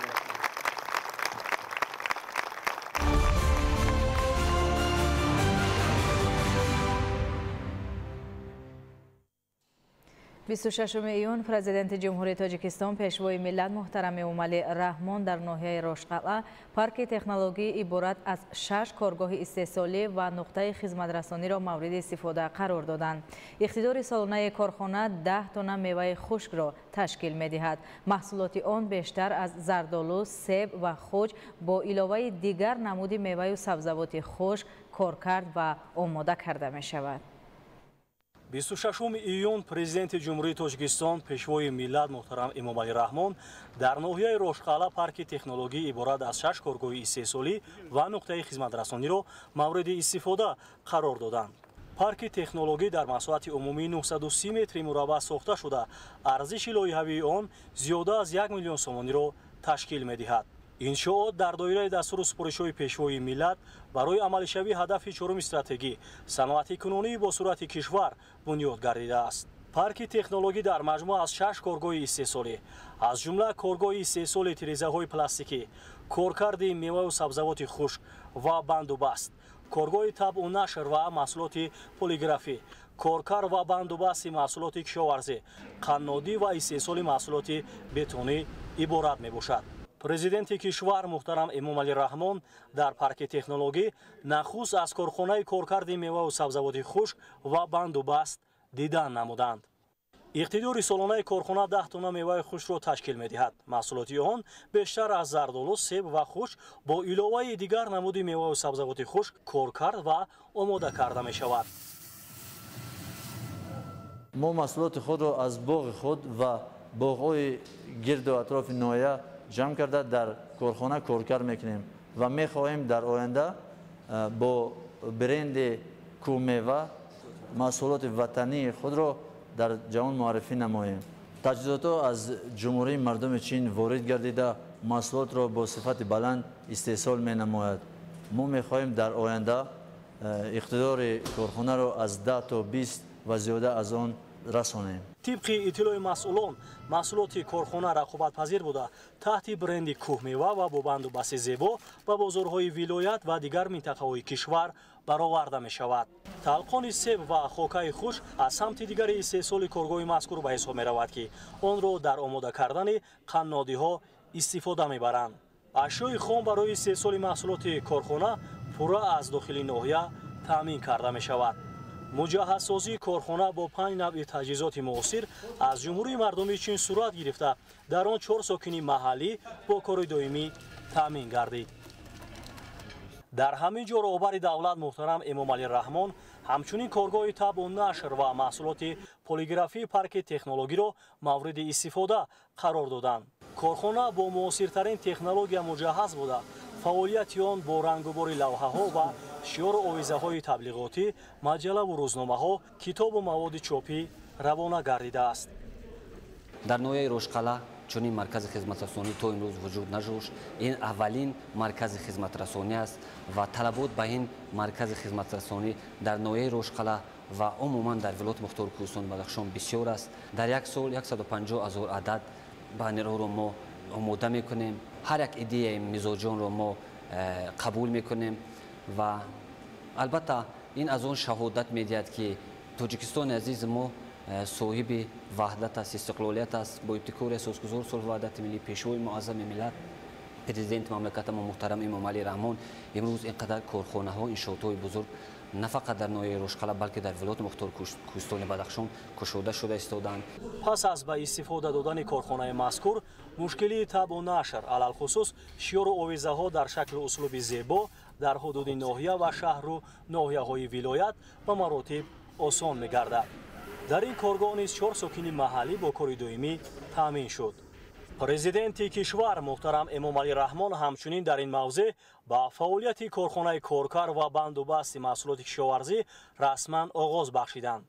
самти асосии фаъолияти коргоҳ истеҳсоли маҳсулоти гуногуни кишоварзӣ, навъи бо сифати орди мушунг, боқило, талхони гандум, гандумбирён, қурути нармак, чормағзи куфта ва нони чормағзӣ мебошад. дар корхонаи мо асосан маҳсулотҳои ғалладонагии маҳаллӣ коркард ва бандобаст карда мешаванд ки ба хотири эҳёи хӯрокҳои миллӣ, ба хотири яъне баровардан ба бозор ва дастрасӣ пайдо кардан ба маҳсулотҳои маҳаллӣ ва инчунин дигар яъне корхонаи мо коркард мекунанд дар шакли нав, яъне маҳсулотҳое ки дар маҳал вуҷуд доранд. ҳамаи ашёи хом ё маҳсулотҳои ғалладонагиро мо аз деҳқонони маҳал, аз деҳқонони вилоят мехарем.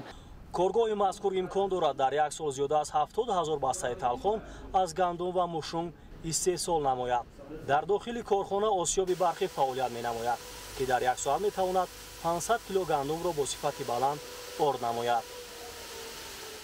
و من خیلی خوشحال هستم که در همین کارخانه صاحب کار شدم. محصولات‌های وطنی در همین کارخانه استحصال می‌شوند. این هم جهت شفابخشی دارند، هم کار برای مردم آسان‌تر می‌کنند، نرخ دسترس دارد و در بنیادگذاری این کارخانه‌های بزرگ و مفید البته سهم پیشوای معظم ملت خیلی بلند است. با مهنت و تلاش های شبانه روزی پرزیدنت کشور امروز ساکنان ناحیه روشقلعه صاحب جای کار شدند و ما از کارکنان امین کارخانه و شخصا من خودم برای جناب عالی اظهار منتداری می نمایم. محصولات کارخانه برای پیشگیری از کسلی‌های غفشوی خون، دیابت قند، فشار بلندی و کم‌وزنی مساعدت می‌کنند. در این کارگاه 6 نفر صاحب کار شد. پیشوای ملت محترم امامعلی رحمان اینچنین در پارک تکنولوژی ناحیه روشخالا کارخانه کارکردی میوه و سبزیجات و قنادی را به استفاده دادند. کارخانه از 2 کارگاه عبارت است که در آنها 8 ساکن محلی با کار تامین گردیدند. مقصد اساسی کارخانه این تامین نمودن بازار ناحیه و ولایت از محصولات‌های کنسروانیده شده میوه و سبزیجات، اینچنین محصولات‌های قنادی میباشد. اقتدار عمومی کارخانه در یک سال از 25 تا 30 هزار ظرف‌های کنسروانیده شده میباشد. اینچنین ما به باغداران و کشاورزان ناحیه امکانیت میدهیم که آنها در جای زیستشان محصولات‌هایشان را به فروش برآورند. اینچنین ما در آینده نقشه‌های زیاد داریم. می‌خواهیم اقتدار استحصالی کارخانه‌مان را بیشتر نموده بیرون از ولایت، یعنی در بازار جمهوری، اینچنین با طرح برند به بازار جهانی براریم. کارخانه مذکور با کارکرد میوه و سبزیجات محلی کنسرو شده از جمله پومیدور، بادرینگ و قلمفور بلغاری مشغول است. اقتدار استحصالی کارخانه در یک سال زیاده از 80,000 کنسرو محصولات طبیعی محلی میباشد. پیشتر مسئولین کارگاه چنین کار را در شرایط خانه انجام میدادند. اکنون با وارد گردیدن دستگاه و تجهیزات معاصر کارکرد میوه و سبزیجات به مراتب آسان و استحصال زیاد گردید. همزمان در کارگاه قنادی نامگوی زیاد شیرینی ها آماده کرده شده پیشنهاد مهمانان و سیاحان میگردد. در این کارگاه چای با طعم گوناگون میوه ها آماده کرده می شود. این شیرینی ها از جهت اکولوژی تازه بوده به علاوه قند و مواد کیمیاوی استحصال می گردد. در آینده صاحبکار امید دانیار و نقشه دارد که بندوبست میوه را به راه ماند. همزمان پیشوای ملت محترم امامعلی رحمان در این موضوع کارگاه استحصال در تریزه‌های پلاستیکی را مورد استفاده قرار دادند. در کارگاه وابسته به درخواست و طلبات مشتریان نمودهای گوناگونی در تریزه‌ها استحصال کرده می شود. در کارخانه دستگاه‌های وصل‌کنی، چین‌کنی و آلات برنده نصب گردیده برای با صفت استحصال نمودن محصولات زمینه می‌گذارد. کارخانه مذکور با اقدام صاحبکار وطن دوست منوچهر سلطانیف ساخته شده. اقتدار سالانه آن در سال 1500 تریزه میباشد. محصولات خام کارخانه از شهر خورا وارد شده در آن 4 نفر ساکن محلی با کار دائمی تامین گردید. در همین جا پرزیدنت کشور محترم امامعلی رحمان کارخانه محصولات بتونی را افتتاح نمودند. در کارخانه مذکور محصولات گوناگون آرایشی از سنگ آماده کرده می شود. اقتدار ما در یک سال زیاده از 60,000 خشت‌های بتونی است. سنگ‌های آرایشی باشد زیاده از 28,000 است. کارکرد سنگ‌های آرایشی تا حالا در ناحیه وجود نبود و ما کوشش کردیم که همین کارخانه را بنیاد نماییم. تاکنون در ناحیه چنین کارخانه موجود نبود.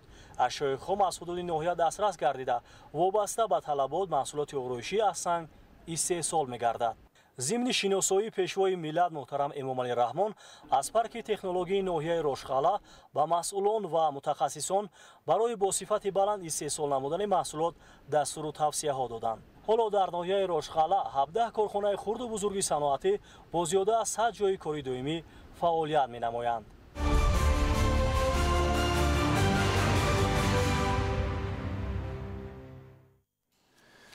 26 میلیون از جانب پرزیدنت جمهوری تاجیکستان پیشوای ملت محترم امامعلی رحمان برای بنیاد یک نیروگاه آفتابی در ناحیه شغنان مؤسسه تعلیمی در ناحیه رشقلا سنگ اساس گذاشته شده. 3 مؤسسه تحصیلاتی تا مکتبی در ناحیه‌های رشقلا و اشکاشیم به طور فاصله‌ای به استفاده داده شد. انشاءات مهمی ساحه انرژتیک از 3 اگریگات عبارت بوده. اقتدار استحصالی آن 11 مگاوات را تشکیل می‌دهد. 26 ایون پرزیدنت جمهوری تاجیکستان پیشوای ملت محترم امامعلی رحمان در ناحیه رشقلا نیروگاه آبی سبزا را افتتاح نمودند.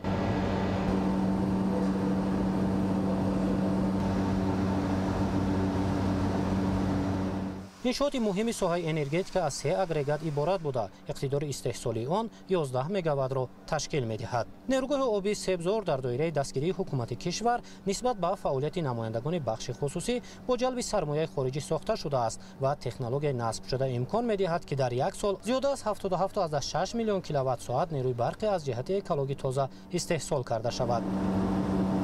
نیروگاه برق آبی سبزار از نمودی نیروگاه‌های دریواسیونی میباشد که آب از سربند توسط قبور آبگذر و بینای نیروگاه به تالار ماشین آمده دستگاه‌ها را به کار می‌درآورد. نیروگاه برق آبی سبزار با سیستم خودکار یا اسکادا تجهیزانیده شده است که با متخصصان امکانیت می‌دهد که از اداره مرکزی نیروگاه برق آبی سبزار و دیگر زیرساخت‌های شرکت برقی پامیره انرژی را اداره و تنظیم نمایند. تمام تکنولوژی‌های معاصر اینجا استفاده برده شدند.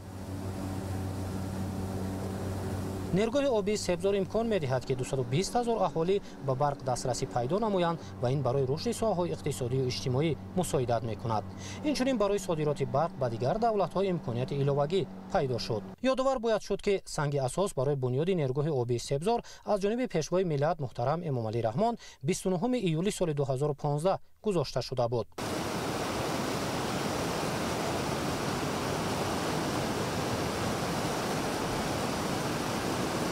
درازه سربند نیروگاه 65 و بلندیش 8.5 متر را تشکیل می‌دهد. در سربند از سال 2023 کارهای ساختمانی آغاز شده تا این جانب با آخر رسیدن. سربند از 4 قسمت عبارت است. یکم از خود سربند، دوم از کانال اوپارتو، سوم درآمدگاه هوب، چهارم انشاءات آب تازه‌کنی. در سربند در دوام 2 سال زیاده از 400 متخصصان محلی کارهای ساختمانی را با صفت انجام دادند.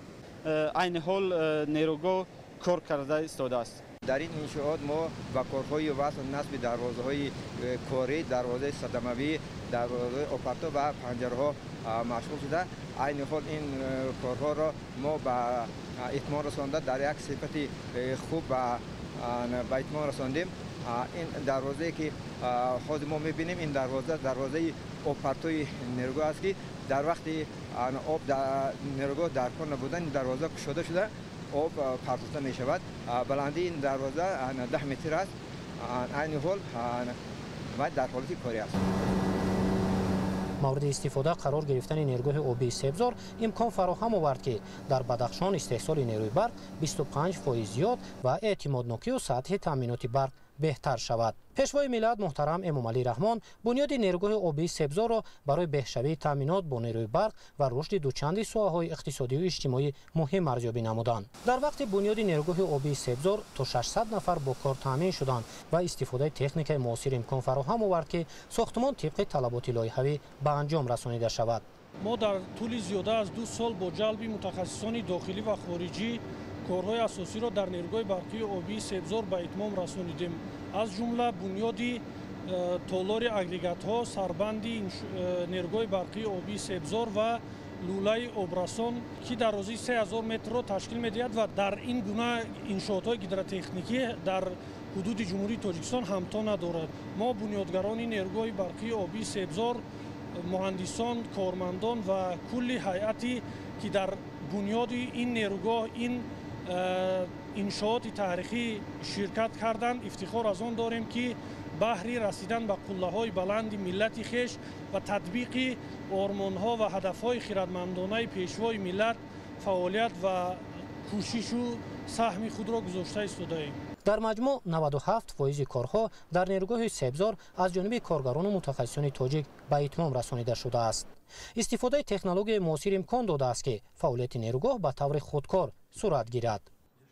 нерӯгоҳи барқии обии Себзор пурра бо технологияи худкор таъин гардида, системаи назорат ва идоракунии фосилаи яъне скада насб шудааст ки ин технология пешрафта ба кормандон имконият медиҳад ки фаъолияти истеҳсолот ва идоракунии нерӯгоҳро бо самаранокӣ ва дақиқияти баланд таъмин кунанд. таҷҳизотҳои насбшуда ба мо имконият медиҳанд ки мо хуб фаъолият кунем. солҳои охир бунёду навсозии нерӯгоҳҳои обӣ дар ҷумҳурии Тоҷикистон дар баробари зиёдшавии иқтидори истеҳсолӣ ҳамзамон ба баландшавии малакаи касбӣ ва саҳмгузории мутахассисони тоҷик дар бунёди иншооти гидроэнергетикӣ мусоидат намуд. баъди мавриди истифода қарор гирифтан дар нерӯгоҳи обии Себзор 20 мутахассиси маҳаллӣ бо шуғли доимӣ фаро гирифта шуд. барқи тавлидшуда дар зеристгоҳи 110 киловолтаи Себзор танзим гардида тавассути хатти интиқоли барқи 110 киловолтаи Себзор Хорух бо дарозаи 18 километр ба шабакаи умумии барқи вилояти мухтори Кӯҳистони Бадахшон пайваст мешавад. барқе ки дар нерӯгоҳи барқии Себзор истеҳсол карда мешавад, дар ҳамин зеристгоҳ омада ба шаҳри Хорух интиқол дода мешавад ва аз он ҷо ба тамоми шабакаҳои барқии умумиҷумҳуриявӣ пайваст карда мешавад. дар ҳузури ҷаноби ҳолии пешвои миллат муҳтарам Эмомалӣ Раҳмон, нерӯгоҳи барқии обии Себзор ба истифодаи саноатӣ дода шуд ки иқтидори истеҳсолии он 11 мегаваттро ташкил медиҳад. агар дар миқёси вилоят бигирем, нерӯгоҳи барқии Помир 1 иқтидори истеҳсолии он 28 мегаваттро ташкил медиҳад ва иқтидори истеҳсолии ин нерӯгоҳ 11 мегаваттро ташкил медиҳад ки ин дуюмин тавонотарин нерӯгоҳи барқии вилоят мебошад. татбиқи стратегияи рушди иқтисоди сабз барои солҳои 2023-2037 тавассути таъмини истифодаи самараноки захираҳои табиӣ, ҷалби сармоя, роҳандозии технологияи муосиру инноватсионӣ ва дар ҳамин замина бунёди нерӯгоҳҳои барқи обӣ таъмин карда мешавад.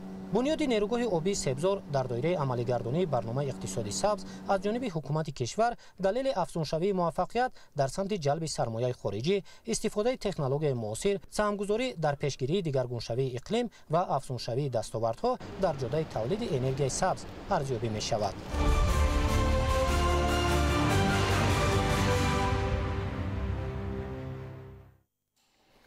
26 июн аз ҷониби президенти ҷумҳурии Тоҷикистон пешвои миллат муҳтарам Эмомалӣ Раҳмон барои бунёди як нерӯгоҳи офтобӣ дар ноҳияи Шуғнон, муассисаи таълимӣ дар ноҳияи Рошқалъа санги асос гузошта шуда, 3 муассисаи таҳсилоти томактабӣ дар ноҳияҳои Рошқалъа ва Ишкошим ба таври фосилавӣ ба истифода дода шуд. 26 июн аз ҷониби президенти ҷумҳурии Тоҷикистон пешвои миллат муҳтарам Эмомалӣ Раҳмон барои бунёди як нерӯгоҳи офтобӣ дар ноҳияи Шуғнон, муассисаи таълимӣ дар ноҳияи Рошқалъа санги асос гузошта шуда, 3 муассисаи таҳсилоти томактабӣ дар ноҳияҳои Рошқалъа ва Ишкошим ба таври фосилавӣ ба истифода дода шуд. дар ҳамин рӯз лоиҳаи офтобии рож ки дар ҷамоати деҳоти Сучони ноҳияи Шуғнон сохта мешавад, муаррифӣ гардид. иншооти энергетикӣ бо иқтидори 3 мегаватт бо ҷалби сармояи хориҷӣ сохта мешавад. пешвои миллат муҳтарам Эмомалӣ Раҳмон масъулини дахлдори соҳа ва коргарону мутахассисонро барои истифодаи пурраи имкониятҳои табиӣ, иҷрои саривақтии нақшаҳои пешбинишуда ва баланд бардоштани иқтидори истеҳсолии соҳаи энергетика вазифадор намуданд. 61 деҳаи вилояти мухтори Кӯҳистони Бадахшон ки асосан дар водии Бартанги ноҳияи Рӯшон ва ноҳияи Мурғоб ҷойгир буданд, бо ин лоиҳа фарогир шуданд ва дар айни замон то ба моҳи июне, яъне ба арафаи рӯзи ваҳдати миллӣ аллакай 4 нерӯгоҳи барқи обӣ در دهه‌های دوردست از جمله در دهه یوگد نوعی دروز و در دهه‌های اجیر، رومید و میدینچی دیوودی برتنگ نوعی روشون مورد استفاده قرار داده شدند. در نقشه است که تا سال 2025 در عموم دهه‌های باقی مانده ولایت با قوه برق تامین خواهند گشت. همچنین در همین روز پرزیدنت جمهوری تاجیکستان پیشوای ملت محترم امومالی رحمان با ساختمان بینای مؤسسه تحصیلات میانه عمومی رقم 18 آغاز بخشیدند. مؤسسه تعلیمی برای فرزندان ساکنان دهه‌های دشتک و جنگل ناحیه روشقلعه ساخته می شود. انشاءات ساحه معارف از 2 آشیانه عبارت بوده برای 240 جای نشست پیش بینی شده است. با اشتراک رهبری دولت 3 کودکستان در ناحیه‌های روشقلعه و اشکاشین به طور فاصلوی به استفاده داده شد. مؤسسه تا مکتبی رقم 2 در دهه بادام و مؤسسه تا مکتبی رقم 3 در دهه ریجز مورد استفاده قرار گرفت. هر دو مؤسسه تعلیمی تا مکتبی در ناحیه روشقلعه برای 60 تعلیم گیرنده پیش بینی شده است. اینچنین در دهه ورشه دهاتی و خانه ناحیه اشکاشین مؤسسه تا مکتبی برای 35 کودک به استفاده داده شد. امکان پیدا شد که نورسان این دهه دوردست در شرایط جوابگو به طلبات و تعلیم تا مکتبی فرا گرفته شوند. همچنین اطلاع داده شد که حالا ساختمان بینای دو آشیانه کودکستان برای 150 نفر در دهات ورنگ ناحیه اشکاشین ادامه دارد. رهبری دولت فراگیری به تعلیم تا مکتبی را زمینه اساسی برای تشکل دانش‌های نورسان و آینده به کمال رسیدن جوانان دانشمند و خویشتن‌شناس مهم ارزیابی نمودند.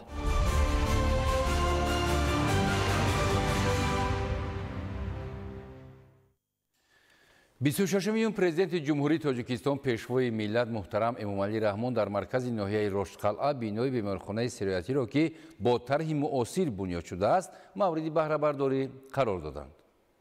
26 ایون پرزیدنت جمهوری تاجیکستان پیشوای ملت محترم امومالی رحمان در مرکز ناحیه روشقلعه بینای بیمارخانه سرایتی را که با طرح معاصر بنیاد شده است مورد بهره برداری قرار دادند. بیمارخانه با دستور و سپارش‌های پرزیدنت کشور محترم امومالی رحمان در دایره کارهای آبادانی و بنیادکاری و سزاوار استقبال گرفتن جشن 35 سالگی استقلال دولتی جمهوری تاجیکستان بنیاد گردیده در آن شرایط کاری برای فعالیت با ثمر طبیبان فراهم آورده شده است. با سرور دولت محترم امومالی رحمان اطلاع داده شد که بینای بیمارخانه سرایتی دارای 20 کت بوده در آن برای تشخیص و طبابت و بلند برداشتن سطح و صفت خدمترسانی طبی به اهالی شرایط و امکانات وسیع فراهم است. انشاءات مذکور از جانب مؤسسه دولتی دیرکسیون ساختمان انشاءات حکومتی دستگاه اجرایی پرزیدنت جمهوری تاجیکستان با مبلغ زیاده از 30 میلیون سومانی ساخته شده با تجهیزات معاصر طبی مجهز گردانده شده است. بینای بیمارخانه سرایتی ناحیه از 3 آشیانه و تخانه عبارت بوده در آن برای سری وقت به طبابت فرا گرفتن مریضانی که به بیماری‌های گوناگون سرایتی گرفتار شده‌اند شرایط معاصر فراهم گردیده است. خوشحالی ما طبیبان بیمارخانه مرکزی ناحیه روشقلعه و ساکنان ناحیه حد و کنار ندارد، زیرا صاحب چنین بیمارخانه سرایتی زمانوی گشتیم.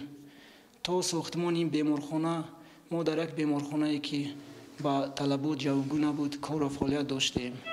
از توجه و غمخواری همیشگی حکومت جمهوری تاجیکستان با سروری پیشوای معظم ملت اساسگزار صلح و وحدت ملی پرزیدنت محترم امومالی رحمان صاحب چنین بیمارخانه زمانوی گشتیم و این بیمارخانه از همه تجهیزات‌های معاصر مجهز گردانده شده است و ما خیلی خرسندیم که در چنین یک بیمارخانه زمانوی کار و فعالیت داریم. منتداری خویش را به حکومت جمهوری تاجیکستان و پیشوای معظم ملت میرسانیم. سالهای قبلی از سبب نبودن چنین بیمارخانه زمانوی یعنی که با تنقیصی داشتن از تجهیزات و دستگاه‌های معاصر بیماران بسیارتر به بیمارخانه ولایتی و جمهوری برای طبابت می رفتند و خوشبختانه با تامین گشتن چنین دستگاه‌ها و با دسترس شدن با چنین بیمارخانه زمانوی اکنون بیماران در بیمارخانه ناحیه با طبابت بی خرج و کم صرف فرا گرفته می شوند. در برابر این ما اظهار سپاس به حکومت جمهوری تاجیکستان و پیشوای ملت میکنیم و وعده میدیم که من بعد هم سطح و صفت خدمترسانی طبی را سال تا سال بهتر و دسترستر میگردانیم. مؤسسه طبی دارای 42 حجره کاری بوده. در آن شعبه قبول، حجره‌های فونکسیونالی، شعبه احیاگری، شعبه تشخیص و جراحی جایگیر میباشند. مساحت عمومی بیمارخانه سیرایتی 1300 متر مربع را تشکیل نموده. بینای اساسی در مساحت 480 متر مربع بنیاد گردیده است. کارهای ساختمانی در بیمارخانه با جلب متخصصان محلی سال 2022 آغاز گردیده. با سطح و صفت بلند طبق طلبات معاصر معماری به انجام رسید. بینای قبلی بیمارخانه کهنه و فرسوده گردیده. دارای چنین شرایط معاصر نبود و این حالت به ساکنان مشکلی زیاد به میان می آورد. اکنون با ساخته به استفاده دادن بیمارخانه سیرایتی زمانوی و دارای تمام شرایط معاصر در ناحیه، مشکلی چندین ساله ساکنان برطرف گردید. این روز برای تمام مردم ناحیه روشقلا روزی خیلی بزرگ و تاریخی هست، چون که کلا ناحیه دیگر شده است. بخصوص مسئله سالمی مردم ده باید ما مسئله حفظ الصحت در درجه بلند برداریم. این بنا با نمایش زیبا و اطراف چراغان و سبزکاریش به سیمای مرکزی ناحیه زیبایی تازه زم نموده است. طبیبان به راهبر دولت محترم امامعلی رحمان برای غمخوری‌های همیشگیشان نسبت به کارمندان ساحه تندرستی اظهار سپاس و منتداری نمودند.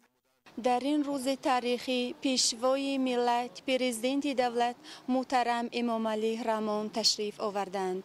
در این سفر نوبتی پیشوای ملت برای ما کارمندان ساحه طب با شکوه جلال تازه بینای نوبنیادی بیمارخانه سرایتی را به استفاده دادند. این یک افتخار بود برای ما که از این بینای خوشتر و زمانوی با دست نیک و محزم ملت گشاده گردیده است. ما جوانان شکرانه میکنیم که در نوبت خود کوشش به خرج میدهیم که در رشد نموی کشور سهم ارزنده خود را گذاریم. آرزو داشتم از دوران کودکیم که طبیب شوم. همچون یک جوان خوشبخت خوشحاله طبق کوتای پرزیدنتی سال 2018 به دانشگاه دولتی طبی تاجیکستان داخل شده. همچون دانشجو به مقصد خودم رسیدم. سال 2023 دانشگاه دولتی طبی تاجیکستان را با سربلندی ختم نمودم و امروز همچون کارمند طب در ناحیه خودم کار و فعالیت کرده ایستادم و آرزوهای کودکی من محض با دستگیری پیشوای ملت، اساسگزار صلح و وحدت و غمخواری پدرانه پیشوای ملت عملی گردیده است. از توجه و دستگیری سرور غمخوار ما پیشوای ملت محترم امامعلی رحمان است که ما امروز صاحب چنین بیمارخانه بر هوا گردیدیم. همه تکنیک و تکنولوژی معاصر مهیا است. اثنای شناسایی با شرایط و امکانات کاری در بینای نوی بیمارخانه سیرایتی ناحیه روشقلا، راهبر دولت محترم امامعلی رحمان به صفت کارهای ساختمانی بهای بلند داده. طبیبان را برای سری وقت و با صفت بلند خدمت رسانی نمودن به ساکنان ناحیه موظف ساختند. تاکید نمودند که طبیبان هنگام فعالیت با بیماران خوشمعامله باشند، زیرا بیمار بیش از دیگران به معامله و سخنهای خوب نیاز دارد.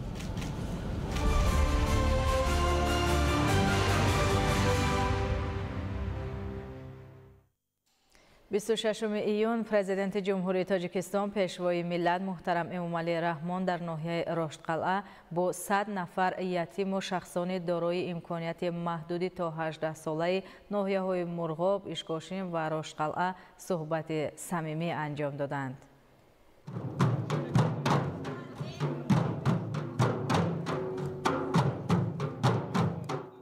26 ایون پرزیدنت جمهوری تاجیکستان پیشوای ملت محترم امامعلی رحمان در ناحیه رشقلعه با 100 نفر یتیم و شخصان دارای امکانیت محدودی تا 18 ساله ناحیه‌های مرغاب، اشکاشین و رشقلعه صحبت صمیمی انجام دادند. در دایره سیاست اجتماعی حکومت جمهوری تاجیکستان و ادامه غمخوری‌ها نسبت به یتیمان از جانب پیشوای ملت به 100 نفر نورس مجموعه سر و لباس، مواد کنسلری، شیرینی و دیگر هدیه‌ها تقدیم کرده شد. پیشوای ملت تاکید نمودند که دستگیری یتیمان و بی‌پرستاران و نفران دارای امکانیت محدود در محور سیاست اجتماعی حکومت جمهوری تاجیکستان قرار داشته، همیشه به آنها کمک‌های مادی و معنوی رسانده می‌شود. مرحله به مرحله تحکیم بخشیدن فعالیت مؤسسه‌های تعلیمی برای یتیمان و بی‌پرستاران امکان داد که صفت نگاهبین و تعلیم و تربیت آنها بهتر گردیده. کودکان و نورسان با امر تقدیر به سر و بن مانده تحت غمخواری دولت و حکومت کشور قرار داده می‌شوند تا اینکه در آینده همچون شخصان کامل حقوقی جامعه به کمال رسند. از چهره هر یک کودک بر اعلی احساس می‌گردید که صحبت و واخوری امروزه را بی‌صبرانه انتظار بودند، زیرا به اندیشه آنها سخن‌های پدرانه سرور دولت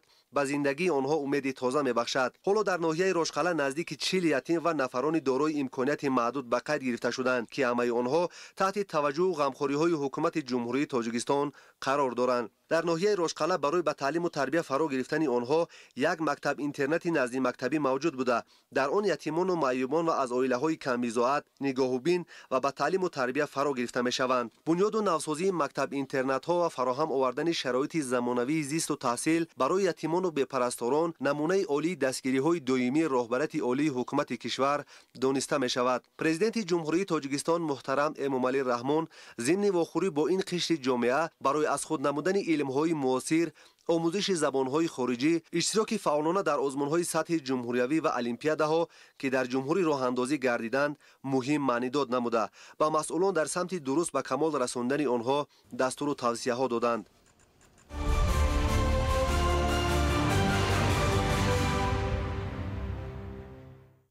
26 президенти ҷумҳурии тоҷикистон пешвои миллат муҳтарам эмомалӣ раҳмон дар деҳаи анҷини ноҳияи рошқалаи вилояти мухтории кӯҳистони бадахшон боғи фарҳангию фароғатии шоҳдараро ки бо тарҳи муосир сохта шудааст мавриди истифода қарор доданд. 26 июн президенти ҷумҳурии тоҷикистон пешвои миллат муҳтарам эмомалӣ раҳмон дар деҳаи анҷини ноҳияи рошқалаи вилояти мухтори кӯҳистони бадахшон боғи фарҳангию фароғатии шоҳдараро ки бо тарҳи муосир сохта шудааст мавриди истифода қарор доданд. боғи фарҳангию фароғатӣ аз ҷониби кумитаи ҳифзи муҳити зисти назди ҳукумати ҷумҳурии тоҷикистон дар масоҳати умумии 1 гектар дар асоси ташаббусҳои сарвари давлат муҳтарам эмомалӣ раҳмон дар доираи корҳои ободонию бунёдкорӣ ва омодагӣ ба истиқболи сазовори ҷашни умумимиллӣ 35-солагии истиқлоли давлатии ҷумҳурии тоҷикистон бунёд шудааст. ваҳдати миллӣ ҷашнест ки мардум то ба ҳамин рӯз ифтихор мекунанд. онро ҳамчун ҷашни ягонагӣ, иттиҳод, якдигарфаҳмӣ ва меҳру муҳаббати миллати тоҷик дар тамоми арсаи ҷаҳонӣ медонанд. мо бояд ба қадри ваҳдати миллӣ бештару зиёдтар барасем. ин миллати моро водор мекунад. ин барои миллати мо як дарси аст, як сабақи зиндагӣ аст ки мо бояд ҳамеша ин ваҳдатро ҳамчун гавҳараки чашм эҳтиёт кунем. дар ифтитоҳи як макони фарҳангӣ, як макони обод, як маконе ки хурду бузург дар ин ҷо истироҳат мекунанд, фикри мардуми мо ба ободӣ, озодӣ, тинҷӣ, амонӣ, ободкорӣ, созандагӣ ва ин чизест ки ин қалби миллати моро рӯшан мекунад. мо бояд ба наслиҳои худ бифаҳмем ки ваҳдати миллӣ чӣ аст, ҷавҳари он чӣ аст ва дар раъси он кӣ меистод. шахсияте дар раъс дар сари ин кор меистод ки ӯ ҳамаи мушкилотро ба нархи ҷон мехариду барои ин миллат ҳадия мекард. ва бибинед дар худи як ноҳияи рошқала имрӯз дар як рӯз зиёда аз 6 корхонаи истеҳсолӣ ба истифода дода шуд. чунин як боғи фарҳангию фароғатӣ ба истифода дода шуд. чунин як беморхонае ки дар як гӯшаи дурдасти ҷумҳурии тоҷикистон ба истифода дода шуд ки тимсолаш дар ҳудуди вилоят нест. миннатдории худро сараввал ба ҷаноби олӣ, ба пешвои муаззами миллат ва вақте ки мо ҳамин пешвои муаззами миллат мегӯем, ин ба ҳамаи ҳарфош ба ҳарфи калон аст ва ҳақиқатан арзанда аст. бояд ёд кунем ҳар як ободӣ, ҳар як созандагиро бояд қадр кунем, шукрона кунем ки мо дар ҳамин рӯзҳо бо фарзандони худ, бо оилаи худ дар як давлати тинҷ, дар як гӯшаи дурдаст ором зиндагӣ дорем. иншооти фарҳангӣ бо тарҳи муосир ва унсурҳои шаҳрсозии миллӣ бо назардошти талаботи замон ва санъати баланди меъморӣ сохта шудааст. дохил ва роҳравҳои боғи навбунёд пурра бо гулу буттаҳои мавсимӣ оро дода шуда барои хӯрамгардонӣ бештар аз 670 бех дарахти ороишию сояфкан шинонида шудааст. даромадгоҳ ва роҳравҳои он сафолакпӯш гардидааст. موافق نقشه اساسی لایحه در حدود باغ تجهیزات دلخوشکننده برای کودکان، رسم‌های قهرمان‌های فیلم‌های تصویری، اتراکسیون‌ها، صحنه برای گذراندن چاره‌بینی‌ها، هیکلچه‌های حیوانات نادر و نشستگاه‌ها نصب گردیده است و از این پس ساکنان و مهمانان ناحیه در این مکان استراحت و فراغت خوش خواهند داشت. همزمان با مقصد مشغول شدن جوانان به ورزش در داخل باغ دو میدانچه ورزشی برای بازی فوتبال و والیبال و بسکتبال بنیاد شده است. وقتی که سخن درباره جوانان می رود، به واسطه گفته‌های اساسگذار صلح و وحدت ملی پیشوای ملت پرزیدنت جمهوری تاجیکستان محترم امامعلی رحمان پیش نظر ما می آید. محترم امامعلی رحمان بارها در سخنرانی‌هایشان تاکید می نماید که جوانان آینده ملت هستند.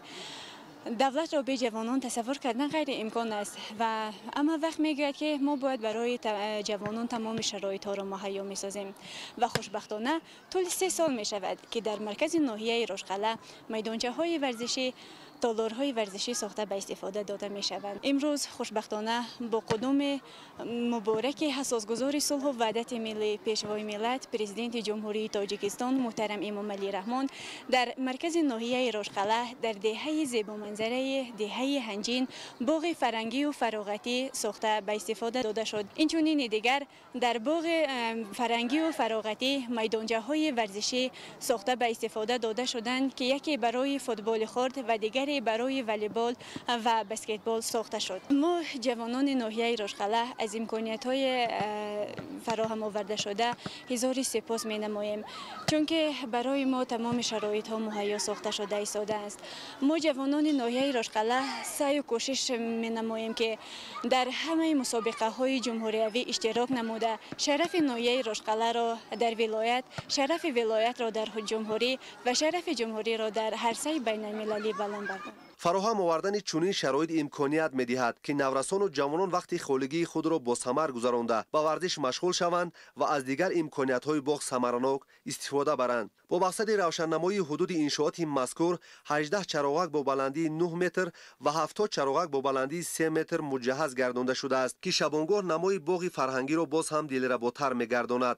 اینچنین برای حفظ و نگهداشت گل و بوته‌ها و درختان آرایشی گرد و اطراف باغ پنجره‌بندی گردیده است. در اصل کارهای ساختمانی باغ مذکور زیاده از 70 نفر ساکنان محلی و متخصصان وطنی به کار جلب گردیدند. از این پس باغ مذکور مکان برگزاری چاره‌بینی‌های فرهنگی، جشن‌های ملی و دیگر تنتنه‌ها گردیده ساکنان را برای باز هم دوست داشتن وطن، پاس داشتن مقدسات ملی و مهنت صافدلانه برای رشد و آبادی سرزمین اجدادی وادار می‌نماید. باغ فرهنگی و فراغتی شاهدره تحفه ارزشمند حکومت جمهوری تاجیکستان به ساکنان ناحیه رشقله در عرفه جشن بزرگ روز وحدت ملی می باشد.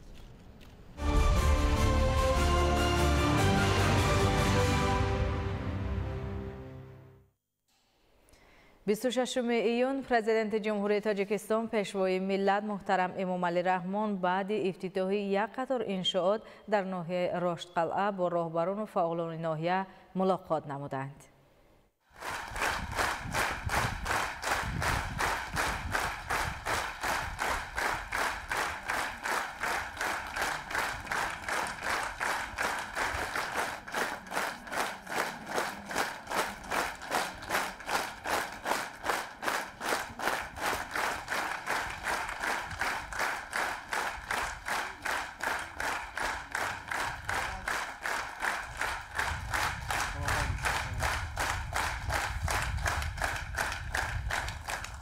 هموطنان عزیز، حاضرین گرامی، ملاقات ما و شما ساکنان زحمت‌دوست ناحیه رشقله در عرفه سنه مهم روز وحدت ملی در فضای استقلال و آزادی دولتمان و صلح و ثبات کامل سرزمین اجدادیمان برگزار می‌گردد. بنابراین کل ساکنان ناحیه رشقله و همه شما حاضرین گرامی را به افتخار این جشن صمیمانه تبریک میگویم.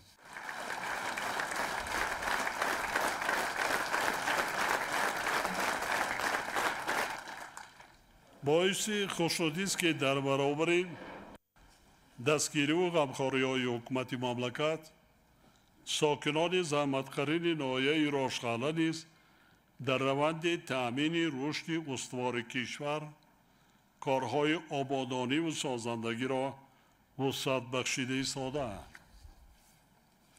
باور دارم که در نتیجه زحمت اهلانه و وطن دوستانه مردم ناحیه این گوشه دیارمان در آینده نزدیک باز هم آباد و زیبا و شرایط زندگی هر یک عائله نسبت به امروز خیلی بهتر می‌گردد. حکومت مملکت جهت استفاده امکانات‌های انرژتیکی و ذخیره‌های طبیعی ناحیه راشقاله و با در نظر داشتی نقش آن در رشد استواری منطقه تطبیق یک قطار نقشه و برنامه‌ها و لایحه‌های سرمایه‌گذاری دولتی را راه‌اندازی نموده است. امروز ما در ناحیه یک قطار انشاءات مهمی تعیینات اقتصادی و اجتماعی را افتتاح نمودیم. از جمله نیروگاه برقی آبی سبزار در دریای شاهدره با اقتدار 11 مگاوات که با مبلغ‌گذاری بانک آلمانی رشد و اتحادیه اروپا در حجم بیش از 700 میلیون سومانی بنیاد گردیده است به استفاده داده شد.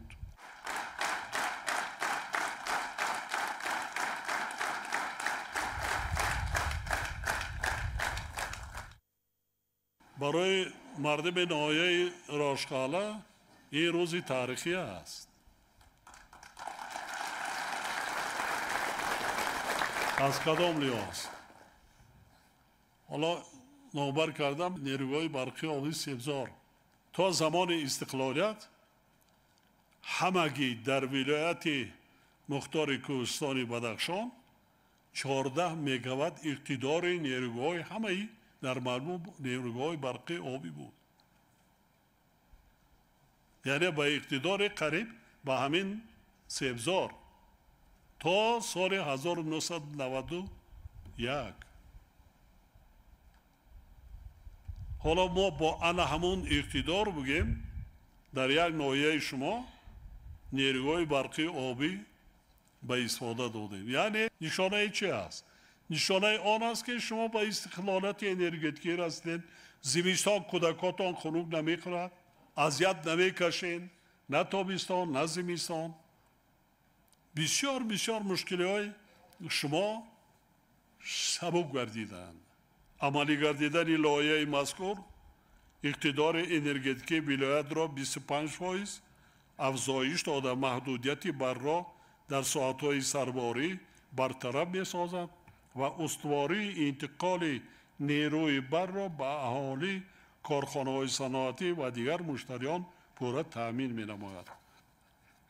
باعث افتخار است که در حدود ناحیه باز یک انشاءات مهم نیروگاه برقی آبی بنیاد گردید که بر رشد ساحه‌های مختلف ولایت و تأسیس صدها جایهای نوی کاری مساعدت می‌نماید. یعنی امروز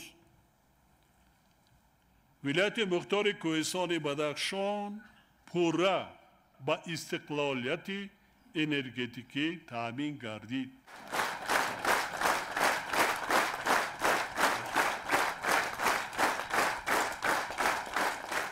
انرژی سبز که دنیا حالا همه از پای همین کار است. بسیاری از ما تلاش گرفتن که تا سال 2050 پرتاب گازهای گلخانه‌ای را 20% کم میکنند. استحصال انرژی سبز را 30% زیاد میکنند. ولایت مختار کوهستان بدخشان علاقه با استقلالیت انرژتیکی انرژی سبز پورا 100% رسید. یعنی اگر کشور 98% باشد در دنیا ما جای ششم را میگیریم از لحاظ استحصال انرژی سبز و اقتصاد سبز. ولایت مختار کوهستان بدخشان جای اول را میگیرد.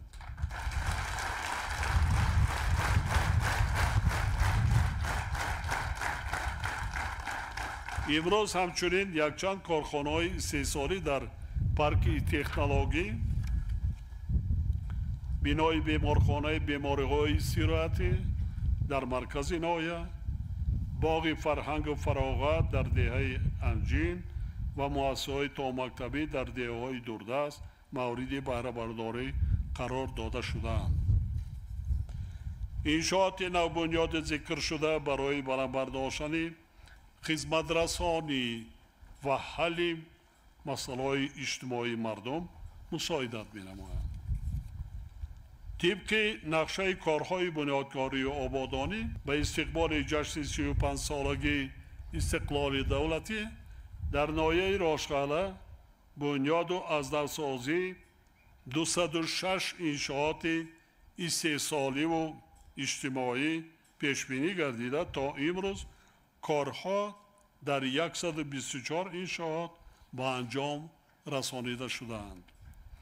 کار در انشاءات باقی مانده ادامه دارد و ضرور است که در مهلت مقرر شده با رعایت معیارهای معاصر معماری و با صفت بلند به انجام رسانیده شود.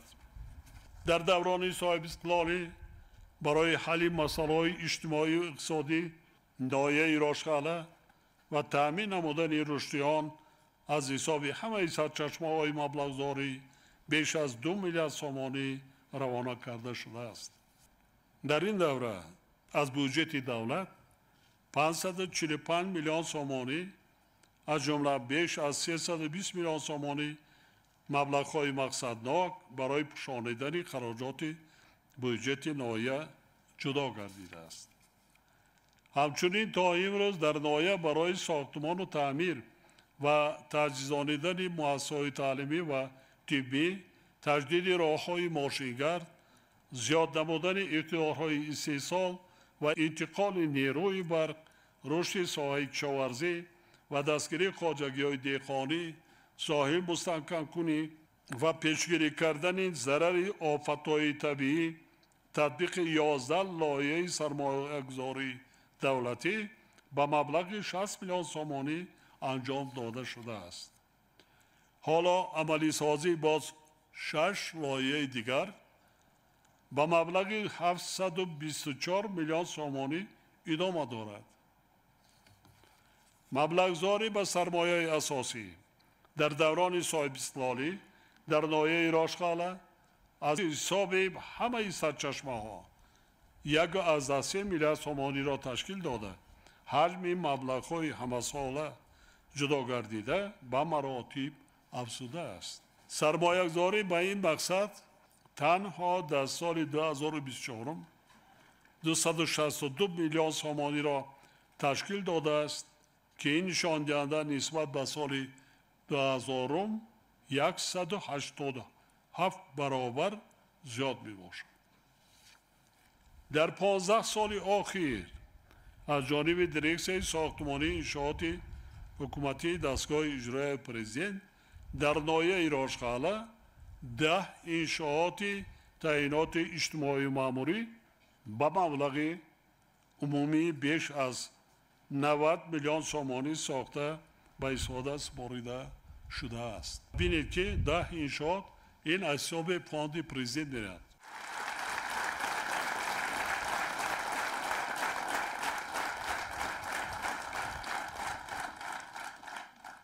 کسالخانه ناحیوی را از نو ساخته ایستادیم. ولی ما یک کورپس اساسی کسال‌های بیماری استراحتی را به استفاده دادیم. تمام تجهیزات حاضر زمان بنای اساسی ناحیه با مبلغ خیلی زیاد 114 میلیون ادامه دارد. مکتب حاضر زمان بنیاد کردیم. خانه‌های اقامتی برای خدمتچیان دولت. دیگر انشاءات و نیروگاه. یک شهرکی زیبا شده است. چون این وطن بیشتاسا در دنیا نیست. دریا را بینین، غلغلش را بینین، زیباگیش را بینین. دولت ها من میدانم پایتخت های نو بنیاد کرده ایستادن صنعی گردی قصرها شانده حوض میکنن یا یک جوبار میکنن. ما را بین از هر یک درمان یک دایره است. میره زیباگی را بینین. مردم ناحیه راشقاله شما عادت کردین اومد ولایت مختار کوهستان بدخشان با همین قلعه‌های بلند با پیرک‌ها دریاها لیکن زیبایی اینا از بیرون اگر کسی بیاد وای میبینه.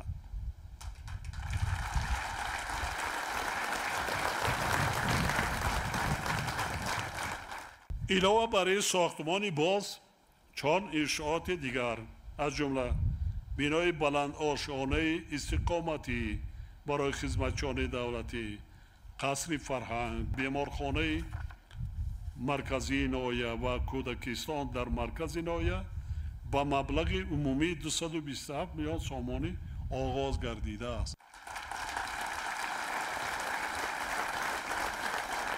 در دوران صاحب استقلالی از جانب نظام بانکی کشور به صاحبکاران و اهالی ناحیه 173 میلیون سومانی قرض داده شده است که بیش از 168 میلیون سومانی آن قرضهای خرد می باشد. ولی در 5 ماه اول سال 2025 قرضی با صاحب کشاورزی 72 و با صاحبکاران 12%، خصوصا با صاحبکاری 3 سالی 35% کاهش یافته است که این نگران کننده می باشد. بنابراین ضرور است که از جانب بانک ملی، امانت بانک، صنعت صادرات بانک و دیگر تشکیلات قرضی جهت زیاد نمودن دسترسی صاحبکاران بخصوص در بخش‌های استحصالی و کشاورزی تدبیرهای علاوه‌ای اندیشیده شوند. حاضرین محترم، حکومت مملکت بر رشد ناحیه دوردست کوهستان کشور از جمله ناحیه راشقاله دقتی اولین درجه می‌دهد. یکی از راه‌های تامین نمودن رشد چنین منطقه‌ها تأسیس کارخانه و کارگاه‌های استحصالی و حساب می‌رود که محصولات خود را به بازار داخلی و خارجی به فروش می‌برند.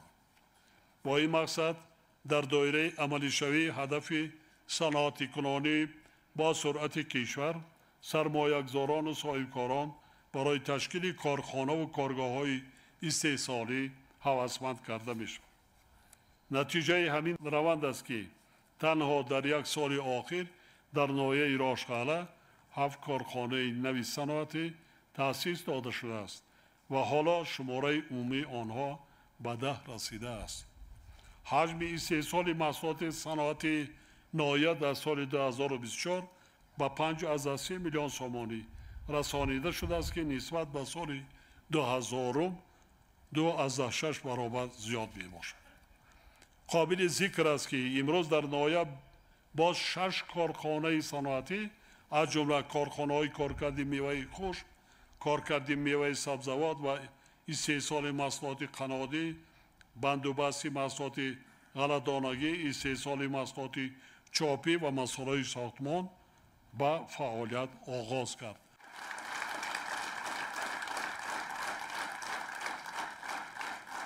این کارخانه‌ها برای با شغل فرا گرفتن صدها نفر ساکنان محلی و افزایش دادن حجم استحصال محصولات صنعتی مساعدت می‌نمایند. در برابر این طبق معلومات آماری در 4 ماه اول سال جاری در ناحیه لباس مکتبی استحصال نشده است که این حالت خیلی تشویش آور میباشد. در ناحیه ذخیره و امکانیت‌های استفاده نشده خصوصا در سمت کارکرد سنگ‌های آرایشی و ساختمانی، محصولات کشاورزی و در این زمینه برای ماندن استحصال محصولات گوناگون استعمالی و رشد هنرهای مردمی هنوز خیلی زیاد می باشد. وزارت صنعت و تکنولوژی نو، کمیته دولتی سرمایه‌گذاری و اداره اموال دولتی، مقامات اجرایی حاکمیت دولتی ولایت و ناحیه وظیفه دارند که توسط تأسیس کارگاه و کارخانه‌های استحصالی جهت استفاده امکانیت‌های موجوده برای رشد صنعت چاره‌های ضروری اندیشید. باید گفت که شماره بیشتری اهالی قابل مهلت ناحیه راشقاله در ساحه کشاورزی فعالیت می‌کنند و قسم اساسی درآمد عائله‌ها از حساب این ساحه تأمین می‌گردد. طبق معلومات آماری حجم استحصال محصولات کشاورزی در ناحیه سال به سال افزایش یافته از 2 میلیون سومانی سال 2000 به 116 میلیون سومانی در سال 2024 رسانیده شده است که 12.5 برابر زیاد میباشد. در دوران صاحب استقلالی استحصال میوه 96 برابر، کارتوشکا 4، شیر 3، سبزیجات 3، گوشت و غله‌دانگی 2 برابر افزایش یافته است. ساحه چارواداری نیز رشد استوار نشان داده است. از جمله حالا سرشمار قطاس در ناحیه به بیش از 2000 سر رسیده نسبت به سال 1991 3 برابر زیاد گردیده است. طوری در سخنرانی‌های خود پیوسته تاکید نمایم استفاده عاقلانه آب و زمین و دیگر اقتدار و امکانات‌های موجوده ساحه کشاورزی یکی از راه‌های اساسی تأمین امنیت آذوقه‌واری در کشور میباشد. بنابراین مسئولین را ضرور است که جهت استفاده ثمرناک هر یک وجب زمین از جمله در زمین‌های نزد اولگی و پرزیدنتی برای ماندن کشتی سری وقتی زراعت و به طلب جمع آوری نمودن حاصل و افزایش دادن استحصال محصولات چارواداری و پرنده پروری تدبیرهای سودمندانه‌شان. حاضرین گرامی، طی 34 سال صاحب استقلالی با دستگیری حکومت مملکت ساحه تندرستی ناحیه راشقاله تدریجاً رشد نموده حالا سطح صفت خدمت رسانی‌های طبی با اهالی خیلی بهتر گردیده است. مبلغ‌زاری از بودجه دولتی به این ساحه در سال 2025 با بیش از 10 میلیارد سومانی رسانیده شده است که نسبت به سالهای اول صاحب استقلالی هزارها برابر زیاد میباشد. تنها در 6 سال آخر با دستگیری حکومت مملکت انشاءات ساحه تندرستی ناحیه با مبلغ بیش از 36 میلیون سومانی بنیاد و تعمیر گردیده است. امروز ما در مرکز ناحیه بنای بیمارخانه بیماری‌های سرایتی را به استفاده دادیم. بنای مذکور یکی از خدمت‌های ساختمانی بیمارخانه مرکزی ناحیه می باشد که از جانب دیرکسیون ساختمانی انشاءات حکومتی دستگاه اجرایی پرزیدنت با مبلغ عمومی 142 میلیون سومانی سال گذشته آغاز گردید و بنیاد آن ادامه دارد. در زمان صاحب استقلالی مؤسسه‌های تندرستی ناحیه با مبلغ بیش از 5 میلیون سومانی با تجهیزات طبی و مواد دارویی تامین کرده شد. در این دوره 140 نفر جوانان ناحیه مؤسسه‌های تحصیلات عالی طبی را ختم کرده صاحب اختصاصی طبیب گردیدند. حالا باز 51 نفر در مؤسسه‌های تحصیلات عالی طبی از جمله 46 نفرشان طبق کوتای پرزیدنتی به تعلیم فرا گرفته شدند. با وجود این در ناحیه همگی 16 نفر طبیب فعالیت داشته، 14 واحد کاری طبیب خالی باقی مانده است که این خیلی تشویش آور می باشد. یکی از ناحیه‌هایی که در ولایت مختار کوهستان بدخشان چنین مشکلی جدی دارد. امسال 14 نفر دانشجو از ناحیه راشقاله مؤسسه‌های تحصیلات عالی طبی کشور را با اختصاص طبیب ختم می‌کنند که جایهای کاری خالی طبیبان از حساب آنها باید پر کرده شود. عموما از ناحیه راشقاله در مؤسسه‌های تحصیلات عالی کسبی حالا 860 نفر جوانان از جمله 105 نفر با کوتای پرزیدنتی تحصیل کرده ایستادند. با وزارت تندرستی و حفظ اجتماعی اهالی سپارش داده می شود که یک جا با مقامات اجرایی حاکمیت دولتی ناحیه جهت پورا کردن واحدهای خالی طبیبان و متخصصان میانه تکمیل انفراستراکچور طبی برابر داشتن سطح خدمترسانی، بهتر نمودن وضع سانیتاری و اپیدمیولوژی از جمله تامینات با آب تازه و توسعه خدمترسانی‌های اجتماعی تدبیرهای مشخص است. در ناحیه راشقاله در دوران صاحب استقلالی ساحه معارف نیز تدریجاً رشد کرده. در این دوره 13 بنای نوی مؤسسه‌های تعلیمی برای 1700 جای نشست ساخته به استفاده داده شده است. اینچنین بنای شعبه معارف ناحیه بنیاد و به استفاده داده شد.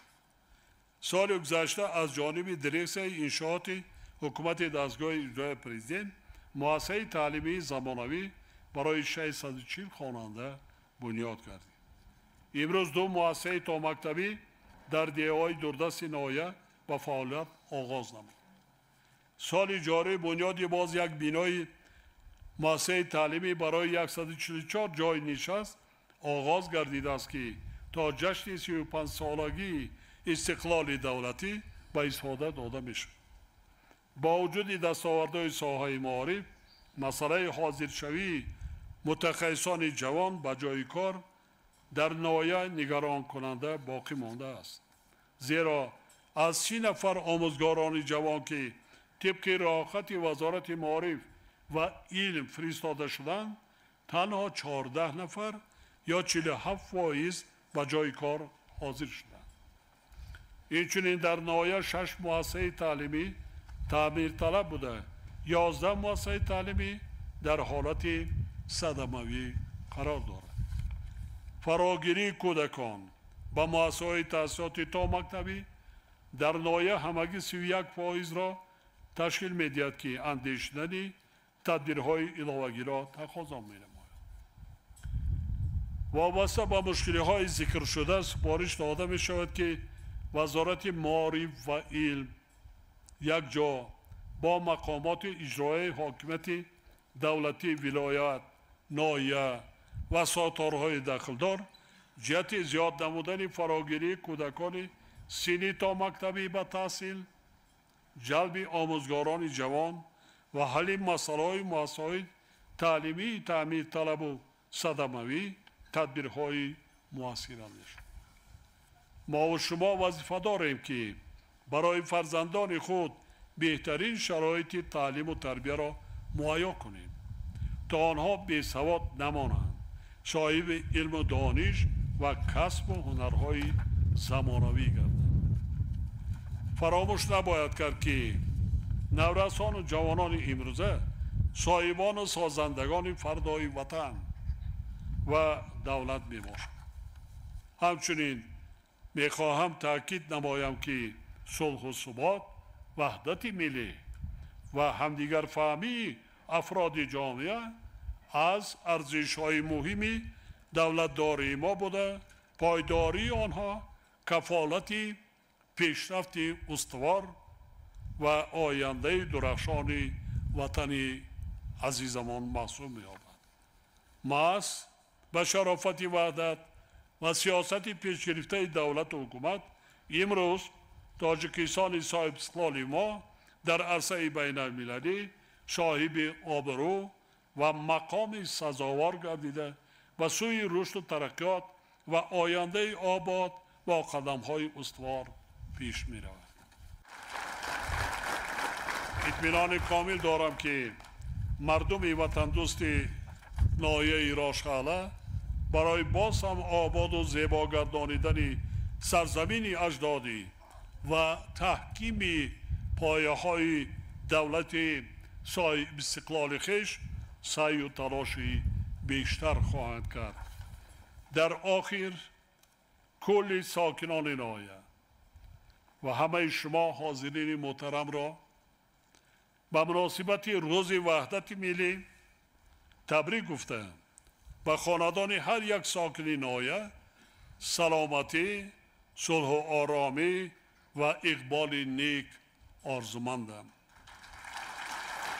دائما تنصیحت و سربلند باشید همدیاران عزیز.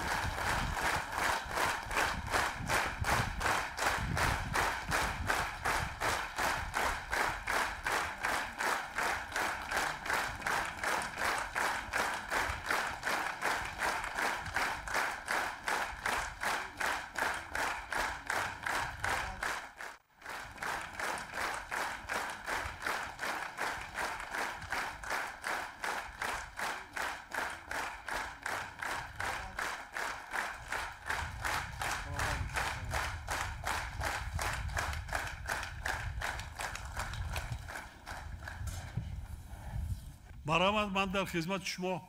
چی مشکلی مانده برای نویا؟ راه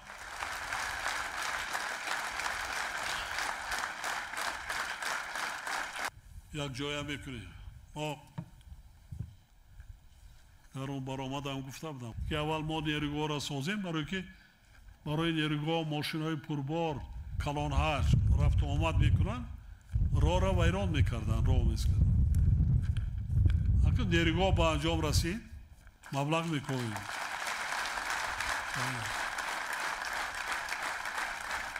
راه کنیم دیگر مشکلی ها نمیماند. فقط تعلیم و تربیه را برای درست مانیم، صفتی تعلیم و تربیه را، کارهای فهماندهی مثلا جوانان را درست تربیه کرده با راه درست هدایت کنیم. تمام. همین زمانه تکنولوژی شده است، ذهن سونی، علم. کدام ملت بیسواد ماند اذیت میکشد، حتی استقلالیتش در خطر میماند، محتاج به دیگران میشه. این بسیار مهم. مرحمت. اساسگذار صلح و وحدت ملی پرزیدنت جمهوری تاجیکستان محترم امامعلی رحمان. بنده نوروزگل شاهینبک، خواننده صنف 11 مؤسسه تحصیلات میانه عمومی رقم 29 ناحیه راشقله، غالب آزمون ولایتی فروغ صبح دانایی کتاب است.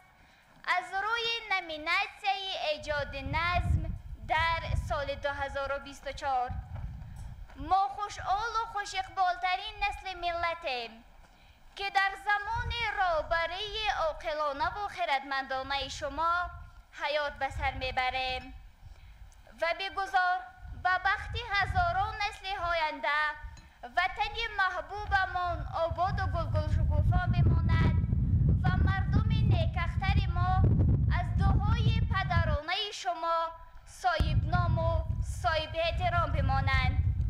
محترم جناب حالی، محبت به اندازه شما نسبت نسل نورس، تلاش موفق شما در پیشبرد فعالیت جوانان آینده‌دار ملت الهام بخش هزاران جوانان تاجیک بوده. از صمیم قلب برای حضور گرم و پشتیبانی همیشگیتان سپاسگزارم. حضور شما در زندگی ما همچون نور در تاریکی است که همیشه راهمان را روشن می‌گرداند. هر کلام و هر پیام شما از اصیل‌زادگی و دلسوزی است. محترم پیشوای ملت، جواب تمام لطف و محبت‌های شما را ما دادن نمی‌توانیم، اما با یک شعری که هم از آل همتی شما گرفته تالیف نموده هم منظور شما می‌گردانم. از لطف پیشواست که گفتار ما خوش است، از خیر و فیض اوست که ارتار ما خوش است. گویم سپاس دولت بیدار ما خوش است، ما یار دور و دور به این یار ما خوش است. پرواز ما بلند ز بخت بلند ما، در گردن صلاح بود این کمند ما. سوی بهشت اصل برد این روند ما، امروز روز ماست که دلدار ما خوش است. پیشوای ما به ما چه عجب اعتقاد کرد، در کار و بار خیر بسا جهاد کرد. رزق گدای در عطا زیاد کرد، از عشق و از صلاح تو بیمار ما خوش است. خوش آمدید جناب عالی. سلامت باشید. یک جهان تشکر. مرکز هوشمند در پایتخت شدیم، 8 نفر بانوا در اونجا کار میکردیم، برآمدن راست گرفتیم. گفتم از همه جوان کی؟ یک دخترک برآمد مثل شما. گفت من دانشجوی کورس یکم الکی کار دادر آمد. من پرسیدم گفت آزمون قدی گذشتم کار میکنم، هم کار میکنم میخونم. 6,000 معاش در دوشنبه خودشم میخراند میپشاند، هم پدر و مادر با یاردم میکند، هم میخواند، هم صاحب جای کار. سلامت باشید. با امید و آرزوهای نیک، صداقت و محبت بی پایان و صمیمیت گرمتر و شعله‌بارتر از خورشید شما را محبوب ترین فرد ملت، اساسگزار صلح و وحدت، پیشوای ملت، پرزیدنت جمهوری تاجیکستان محترم امام علی رحمان به ناحیه زیبا منظر راشد قلعه خیر مقدم میگویم. با احترام بی اندازه و محبت و صمیمیت فرزندانه به شما پیشوای ملت، درود صمیمی کل جوانانی که طبق کوتای پرزیدنتی تحصیل نموده اند و در عین حال ادامه تحصیل دارند میرسانم. بنده محبت مبارک شاه، ختم کرده دانشگاه ملی تاجیکستان طریق کوتای پرزیدنتی بوده، عین حال کارمند شعبه اگنتی سقورته اجتماعی و نفقه نزد حکومت جمهوری تاجیکستان در ناحیه راشد قلعه می باشم. پیشوای معظم ملت، ما جوان دختران زاده استقلال افتخار این سربلندی و آبرومندی را از مقامی که شما سرور صاحب فطرت و صاحب ذکاوت به زن مادر داده اید دریافتیم. احترام به ما را با احترام به وطن برابر طلب نمودید و امروز ما سعادتمند از آن هستیم که در تمام وظیفه ها در برابر جوان پسران ادای خدمت نموده خود را حتی پیش صفتر و پیش قدمتر هم می حسابیم. در برابر عزت و اکرام و لطف و احترامی که نسبت ما روا دانستید، ما با جسم لطیف و اراده متین قول و وعده می دهیم که همیشه نان و نمک دولت و ملت را پاس خواهیم داشت. فرزندانه تشنه دیدار شما و تشنه دریای کرم و سخای شما خواهیم ماند. بار دیگر شما را به ناحیه خوش طبیعت و به پیش مردم خوشطبع راشد قلعه خیر مقدم میگوییم. پیشوای رعیت پرور ما خوش آمدید. نور دیده تاج سر. سلامت باشید. جان تشکر. بیا بیا به بدخشان من برادر من، بیا بیا به کوهستان من برادر من، بیا که پرتو جانم تو راست پاینداز، بیا به بام جهانم تو ای برادر من. احسن. من به شما برای پیشوازگیری صمیمیتان یک جان تشکر و مینتداری خود را بیان میکنم و همه شما را و کل مردم ناحیه را بار دیگر به افتخار جشن وحدت ملی تبریک و تهنیت میگویم. با شما تمام آرزوهای نیک، همین خدای تعالی هرچی آرزوی امید اینه که در دل نیتان است هم را نصیبتان گرداند.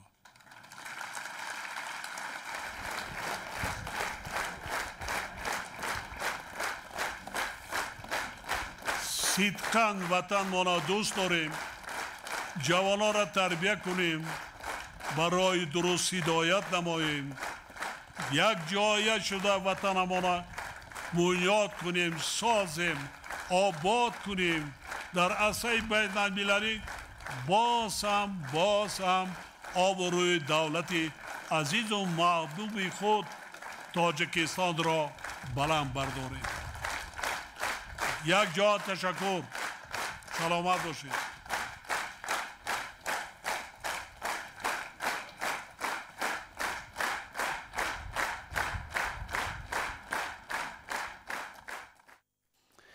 26 июн дар доираи сафари корӣ ба вилояти мухтори кӯҳистони бадахшон президенти ҷумҳурии тоҷикистон пешвои миллат муҳтарам эмомалӣ раҳмон баъди мавриди баҳрабардорӣ қарор додани як зумра иншооти таъиноти гуногун дар ноҳияҳои ванҷу дароз ва рӯшону рошқалъа ба маркази вилоят шаҳри хорух ташриф оварданд. 26 июн дар доираи сафари корӣ ба вилояти мухтори кӯҳистони бадахшон президенти ҷумҳурии тоҷикистон пешвои миллат муҳтарам эмомалӣ раҳмон баъди мавриди баҳрабардорӣ қарор додани як зумра иншооти таъиноти гуногун дар ноҳияҳои ванҷу дарвоз ва рӯшону рошқалъа ба маркази вилоят шаҳри хорух ташриф оварданд. боз омадӣ ба хорух ай пешвои миллат, эй раҳбари муаззам, ای راهنمای ملت. خرد و بزرگ اینجا آغوش کرده اند وا، باز آی در بری ما ای رهکشای ملت. ما با تویم روانه تا کوه جاویدانه، پیروز دور خشم چون رستمی زمانه. نقش نگین نماییم ما با هدایت هایت، این شهر کوچکی خود به هیچ یک بهانه. از لطفتان گلستان گشتا کنون بدخشان، اندر کفش نگین است خاروخ چو لعل تابان. خوش آمدی و بازا که ز آمدنها هر لحظه شکوفت ای کاش وقت مایان. خوش آمدی به خاروخ ای پیشوای ملت، وحدت سرای ملت، مشکل کشای ملت. ما با شما روانیم طلعی سعادت، ای رهبری معظم، ای راهنمای ملت. خوش آمدید پیشوای معظم ملت. در فرودگاه شهر خوروغ پیشوای ملت محترم امامعلی رحمان را راهبریت ولایت، فعالان جامعه، نمایندگان کسب و کاری گوناگون و هزاران ساکن وطنپرور با روح و الهام بلند سیاسی و وطنداری و محبت به اندازه نسبت به رهبر دولت استقبال گرفتند. این دیدار به ساکنان شهر خوروغ روح و الهام تازه بخشیده نشانه روشن پیوند استوار مردم با پیشوای ملت گردید. اهل صنعت و هنر ولایت با پیشنهاد برنامه رنگین فرهنگی که ترنمگر صلح و وحدت، صاحب استقلالی و آزادی و سهم تاریخی پرزیدنت جمهوری تاجیکستان محترم امامعلی رحمان در رشد حیات سیاسی و اجتماعی کشور می باشد هنرنمایی نمودند. هر یک سفر پیشوای ملت به بدخشان محتوای عمیق سیاسی و رشد همطرفه اجتماعی و اقتصادی را دارا بوده به روند سازندگی و بنیادکاری در این گوشه دیار تکان جدی می بخشد.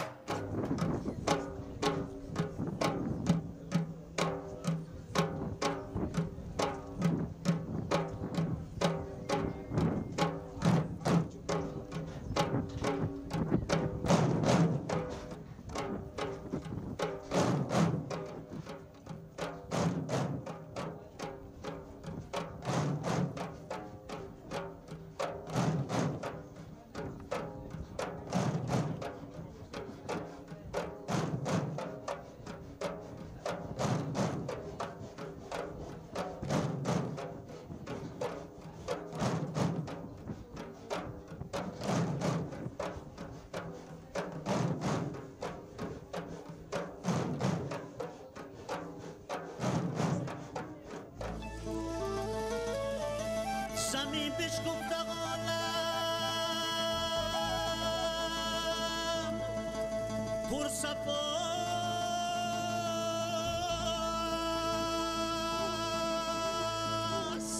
فلک ایستار زارو پر جلا است. بدخشان غرقه نوری زیاست،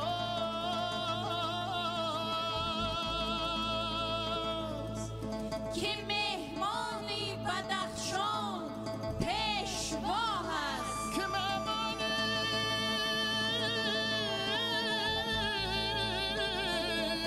بدخشان پیشواست.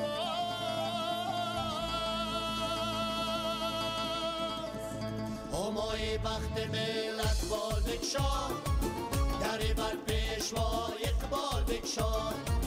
همای بخت ملت بال بکشان،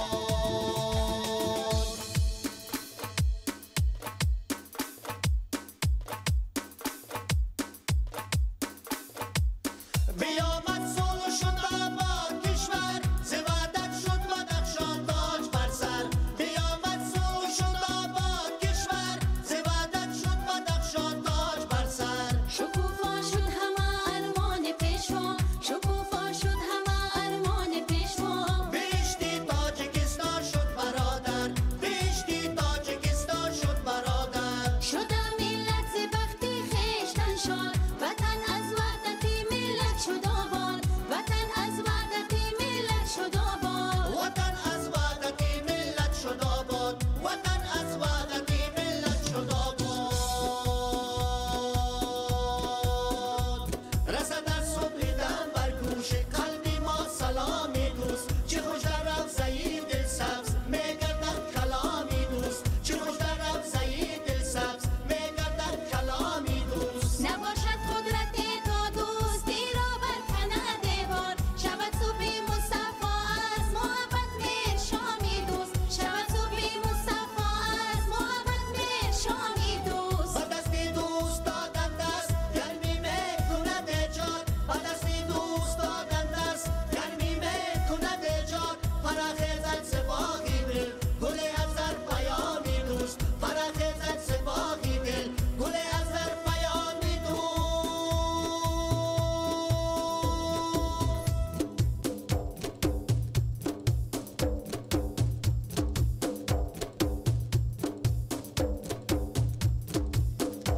آیا پیشوا همایون سفر باد مبارک این سفر در این سحر باد مبارک این سفر در این سحر باد شده ملت ز بختی خویشتن شد وطن از وحدتی ملت شد آباد وطن از وحدتی ملت شد آباد آیا پیشوا همایون این سفر باد مبارک این سفر در این سحر باد مبارک این سفر در این سحر باد بیای پیشوا ما انتظاریم بیای پیشوا ما انتظاریم آیا پیشوا همایون این سفر باد مبارک این سفر در این سحر باد مبارک این سفر در این سحر باد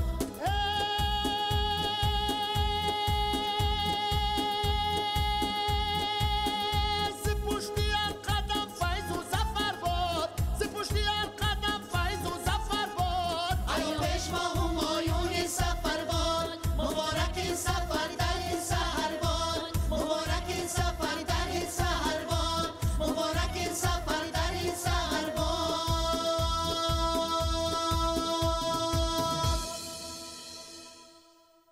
یک جهان تشکر یک جهان تشکر حسن من از صمیم قلب همه شما را به فرارسی این جشن بزرگی ملت تاجیک خلق تاجیکستان جشن وحدت ملی تبریک و تهنیت میگویم و هر کدام شما تنها خواهان خوشبختی هستم خوشبخت باشید خدای تعالی هرچی آرزوی امیدی که در دلیتان است همه را نصیبتان گرداند بگذار که هر روزی ما مثل روزی جشن وحدت باشد در یک جایی که ما شما کوشش میکنیم وطن ما را بنیاد میکنیم میسازیم آباد میکنیم و پیشرفته میگردانیم آبروی دولت و ملت تاجر را باز هم در عرصه بین المللی بلند میبرداریم این است قرض فرزندی ما شما ما باید شکرانه از آن کنیم که ما تاجیکان دولت داریم دولتی صاحب استقلال داریم وطن داریم ما برابر همه کشورهای دنیا یک آواز داریم برابر حقوق هستیم از تمام شکوه و شهامت و تکلیف و پیشنهادهای ملت تاجیک امروز دنیا جانبداری میکند دستگیری میکند احترام میگذارد و عملی شده ایستاده و شما سلامتی عمر دراز تمام خوشی های زندگی را آرزومند هستم مردم آریایی تبار بین زیبا هستند باز از این ده زیباتر شوید علم آموزین کسب آموزین هنر آموزین آینده وطن خودتانه دولت خودتانه شایبی کنید، بنیاد کنید، سازید. صدقاً بار دیگر یک جهان بی‌نداری بیان میکنم. سلامت باشید.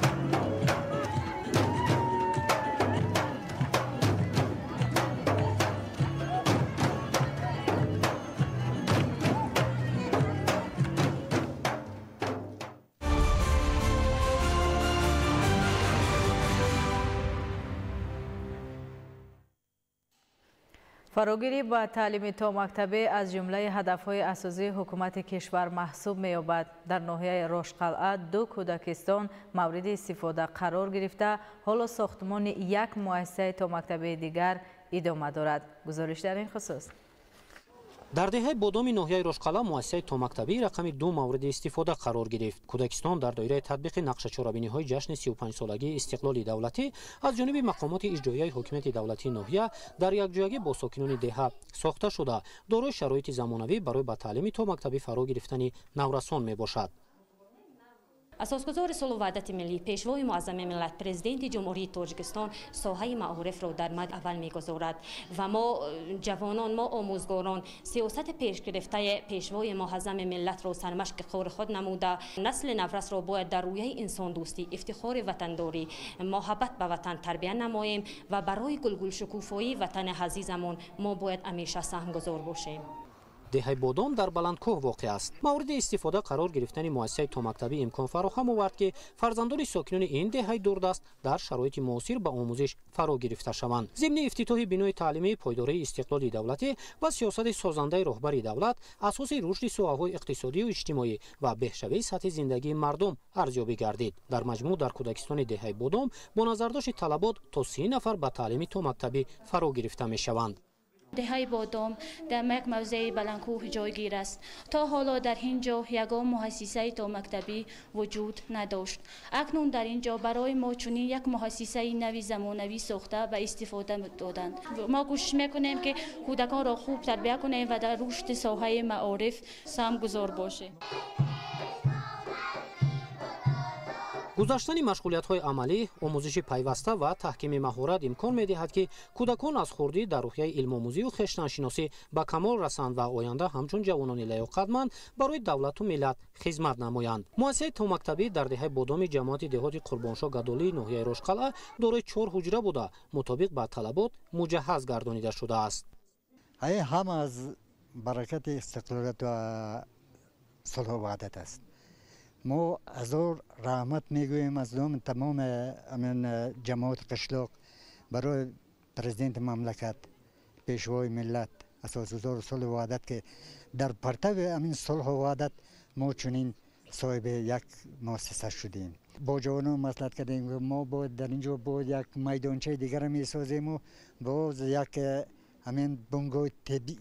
استقلال دولتی، آرامی سرتاسری و تطبیق سیاست رهبری دولت به تحکیم سازندگی‌ها و فراهمشوی امکانات زمانوی برای تعلیم مساعدت نمود.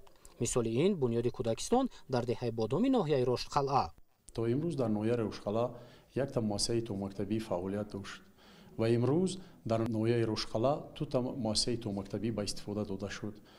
این برای ما نشان می‌دهد که سبب باز هم بالا برداشتن صفت تحصیل برای خوانندگان از تو مکتبی بسیار هم فایده زیاد دارد و ما نیت داریم که در سالهای آینده باز در دهه بدیز جماعت میر سید میرشکر، در دهه برواز، در دهه نیماث تو مکتبی رو باز ساختمان آنها رو دوام دهیم.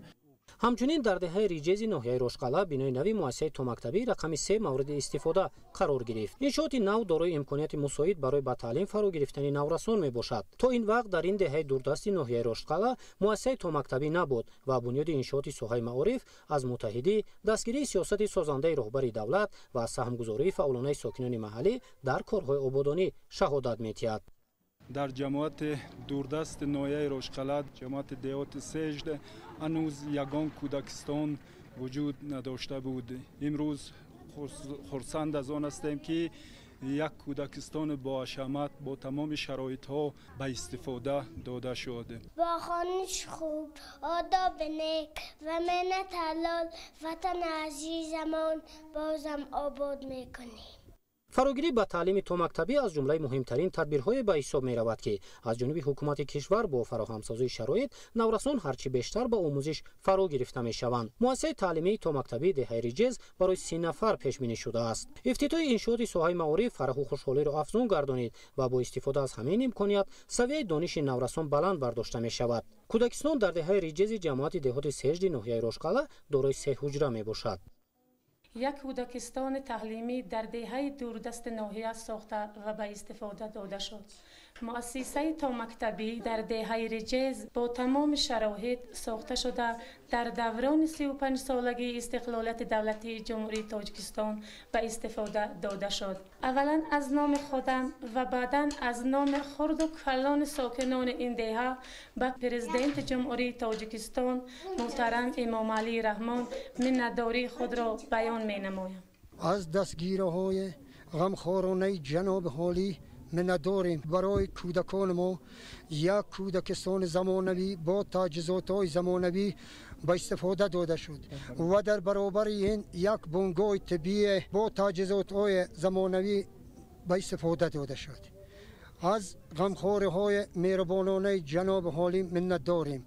تا این وقت در ناحیه روشقلا یک مؤسسه تومکتبی بود. در آخر ماه ایون 2 مؤسسه دیگر مورد استفاده قرار گرفت. حالا باشد بینای دوشانه کودکستان برای 200 نفر در مرکز و 2 بینای تعلیمی دیگر در دهات ناحیه روشقلا جریان دارد.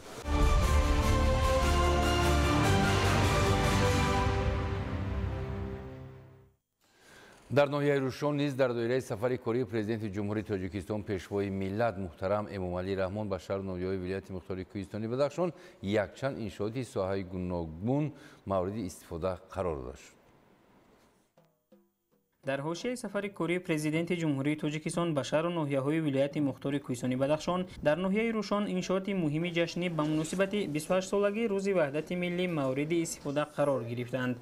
از جمله با اشتراک نمایندگان حکومت جمهوری تاجیکستان و مقامات اجرایی حکومت دولتی ناحیه روشن در دهه 16 ناحیه کارخانه کارکرد میوه به فعالیت شروع نمود. بنیاد کارخانه سال 2024 با دستگیری حکومت ناحیه و صاحبکار محلی صابر عبدالواحدов آغاز یافته بود.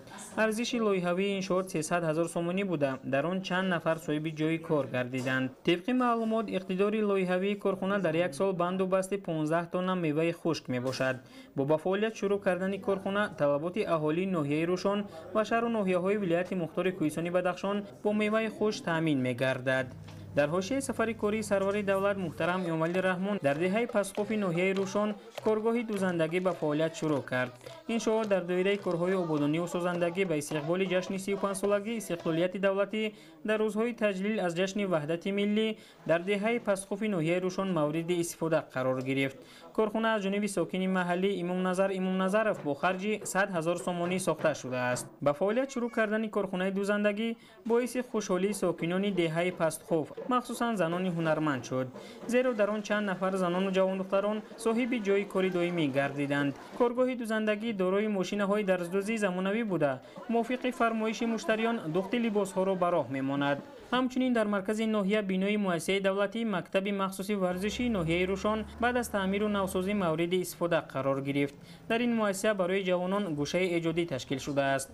طور اطلاع داده شد این گوشه برای جوانان ناحیه روشن امکانیت فراهم می‌آورد تا آنها دانش‌های خود را در سمت تکنولوژی‌های معاصر از جمله برنامه‌سازی، ملکه‌های رقمی و اساس‌های ذهنی صنعی تقویت دهند. باید گفت که در دوران صاحب استقلالی دولتی در سمت بلند برداشتن مقام جوانان در حیات جامعه، فراهم ساختن شرایط مساعد برای تعلیم و تربیت آنها، علم و کسب آموزی، از خود نمودن زبان‌های خارجی و تکنولوژی معاصر اطلاعاتی و کمیونیکاسیونی تمام شرایط ضروری مهیا گردیده برای در عمل تطبیق نمودن تشبس‌های جوانان زمینه مساعد فراهم آورده شده است. انشاءات دیگری که در حوزه سفر کاری سرور دولت محترم امومالی رحمان به شهر و ناحیه‌های ولایت مختار کوهستانی بدخشان در ناحیه روشن مورد استفاده قرار گرفت. میدانچه ورزشی در دهه 10 میباشد.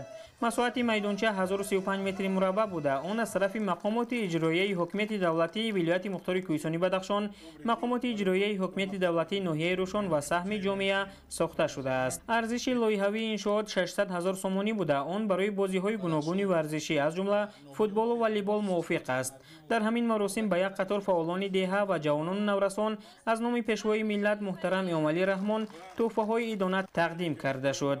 با مورد استفاده قرار گرفتن میدانچه ورزشی، اهالی دهه 10 مخصوصا جوانان نورسان می توانند پیوسته به مشق و تمرین مشغول شده در آینده در مسابقه‌های سطح بلند اشتراک کنند. جوانان نورسان محله سنگاوک جماعت دهاتی روشن نیز 28 سالگی جشن وحدت ملی را با تحفه ارزنده استقبال نمودند. در این محله میدانچه ورزشی نو زمانوی ساخته مورد استفاده قرار داده شد. مساحت آن 468 متر مربع بوده. آن در مرکز ناحیه جایگیر است. این انشاءات ورزشی نیز با دستگیری حکومت ولایت و ناحیه روشن و صاحبکار محلی دلیر نظرعلیف بنیاد گردیده است. در کارهای ساختمانی 700,000 سومانی خرج گردیده. آن موافق به طلبات زمانی معاصر بنیاد یافته است. مورد استفاده قرار گرفتن این میدانچه ورزشی برای آب و تاب بدن و مشغول شدن به نمودهای گوناگون ورزش و ساکنان شرایط فراهم می‌آورد.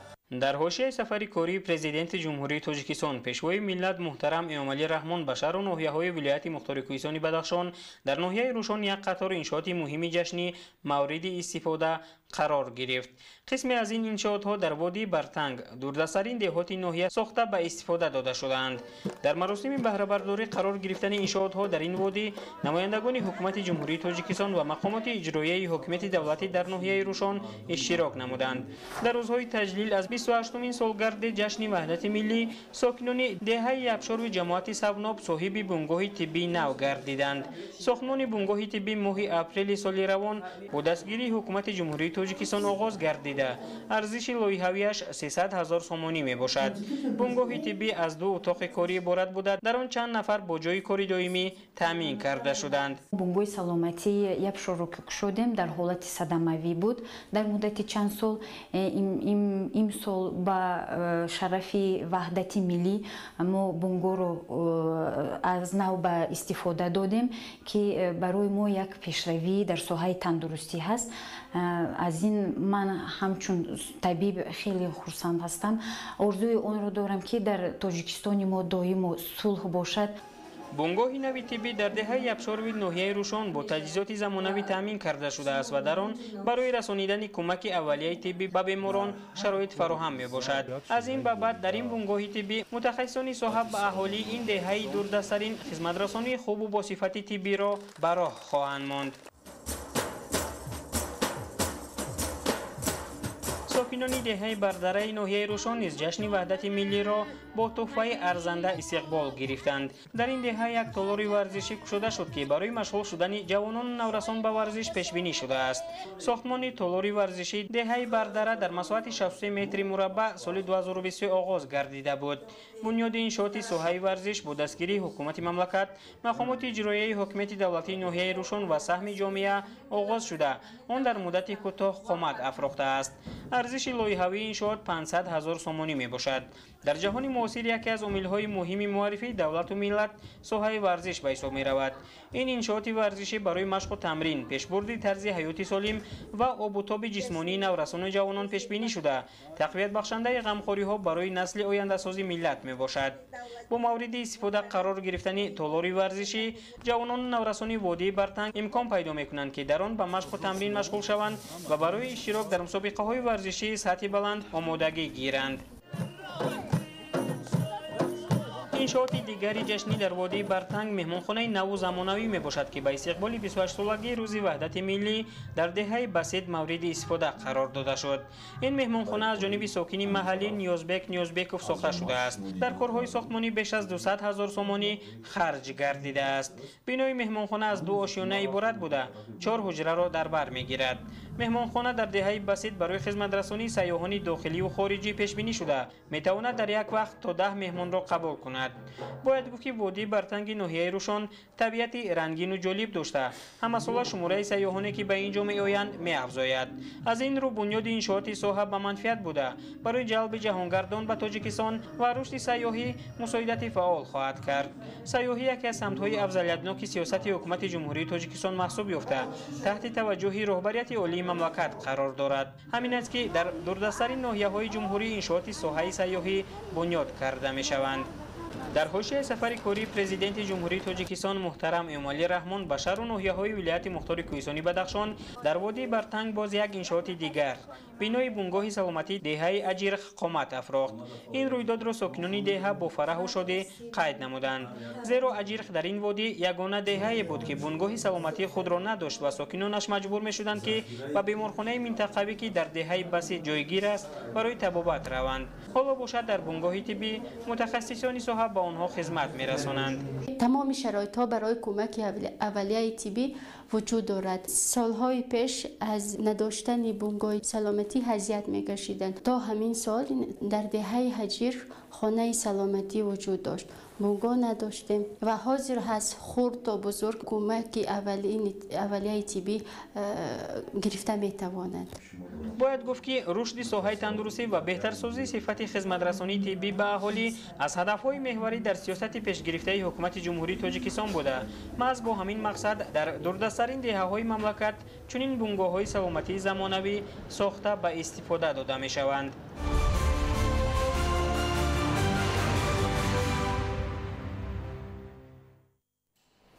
هر یک تشریف پرزیدنت جمهوری تاجیکستان پیشوای ملت محترم امومالی رحمان به شهر و ناحیه‌های ولایت مختار کوهستانی بدخشان باعث شکوفایی بیشتر این منطقه می‌گردد. در دایره سفر کاری نوبتی پیشوای ملت محترم امومالی رحمان در گوشه‌های علاهیده ناحیه مرغاب انشاءات گوناگون مورد استفاده قرار گرفت.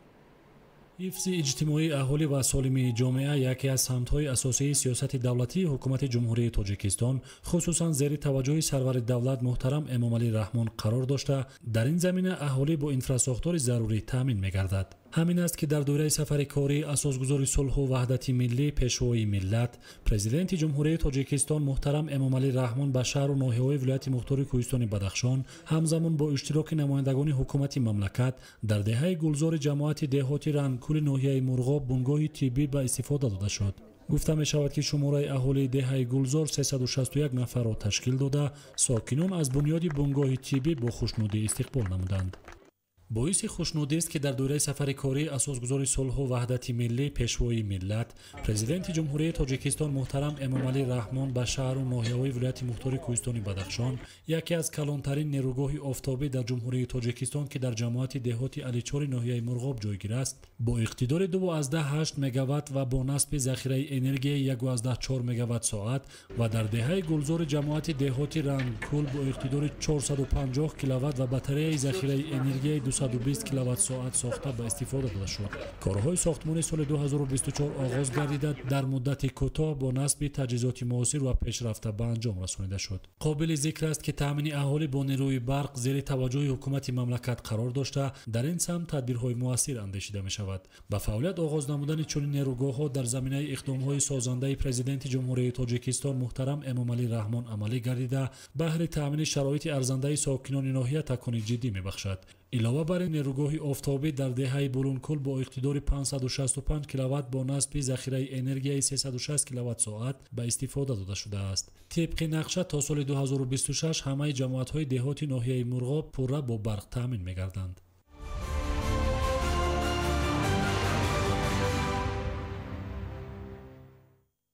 صلح و ثبات کامل وحدت ملی و سیاست خردمندانه پیشوای ملت محترم امومالی رحمان امکان فراهم آورد که ساکنان زحمت پیشه و مهمان دوست ناحیه رشقلعه امروز در فضای آسایشته عمر به سر برده با روحیه بلند سازندگی و آبادکاری به فردای درخشان دیار خود امید بندند.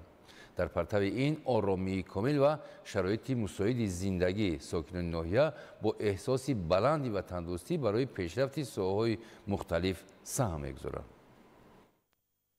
زیر سیاست دوراندیشانه و ورزشپرورانه سازگار رسول وحدت ملی پرزیدنت جمهوری تاجیکستان محترم امامعلی رحمان در ناحیه روشقلا در سال 2023 دو میدانچه ورزشی به استفاده داده شدند. در سال 2024 یک تالار ورزشی و در سال 2025 در دوره سفر کاری 4 میدانچه زمانوی به استفاده داده شدند. کودکان، نورسان و جوانان و ورزشگران ناحیه روشقلا می توانند شبانه روز از این میدانچه ها استفاده برند. کشادن این میدانچه ها در رشد ساحه ورزش ناحیه، در عمومی‌گردانی ساحه ورزش ناحیه روشقلا و کسبیت ورزشی ناحیه روشقلا یک تکان جدی خود را خواهد گذاشت و جواباً به این غمخواری و دستگیری دولت و حکومت جمهوری تاجیکستان خاصه پیشوای معظم ملت ما مربیان و مسئولین ساحه ورزش کوشش به خرج می‌دهیم که تو ورزشگران در روحیه وطن دوستی در کسبیت ورزش آماده نموده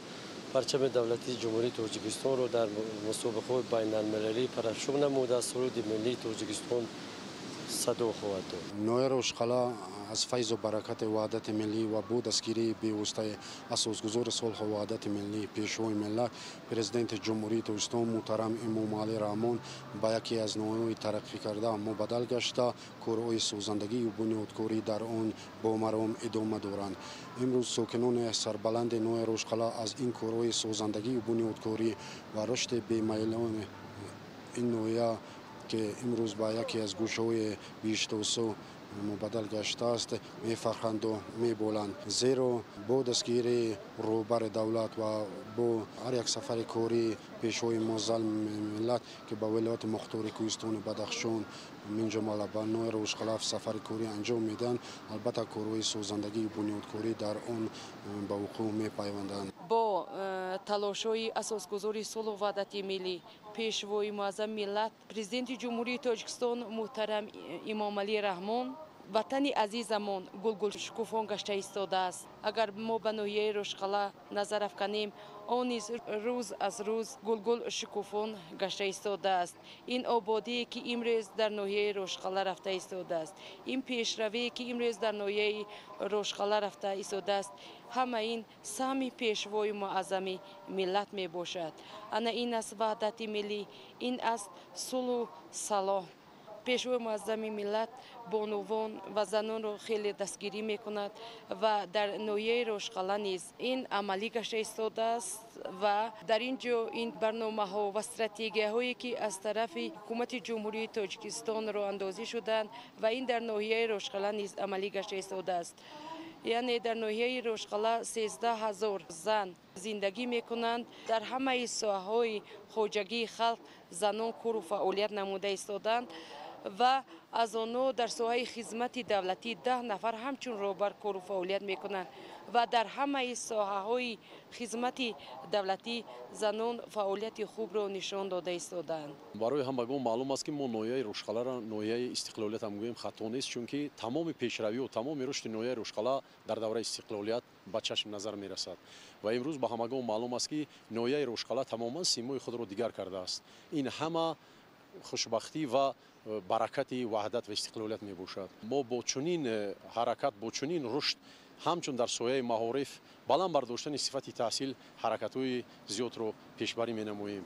امسال 2 تا مؤسسه تحصیلاتی تا مکتبی رو الکی بنیاد نموده به استفاده دادیم و در نقشه 3 مؤسسه تا مکتبی دیگر برای تشکیل کردن ساختمان آنها در نظر است. آزمون جمهوری فروغ حساب دانایی الکی در ناحیه جنبست شد و به ولایت 66 خواننده رو خط گرفتند. سطح صفت ساحه خدمت رسانی معارف امروز به درجه بلند است، چون که خود دقت اساسی پیشوای معظم ملت به معارف در سطح یکم است. در ناحیه روشقلا 3 تا مؤسسه تا مکتبی، 1 تا در دوره‌های پیش ساختمان شده بود، امسال 2 تا دیگر را به استفاده دادیم و حاضر با حکومت جمهوری تاجیکستان ساختمان 2 آشیانه تا مکتبی در ҳаракат аст ва солҳои наздик ва истифода дода мешавад. боиси хушнудӣ аст ки аз солҳои 2023 то ин солгирӣ қариби 560 хонандаи мо тибқи квотаи президенти ҷумҳурии Тоҷикистон дохил шудан ба муассисаҳои ҷумҳурии Тоҷикистон ва имрӯз дар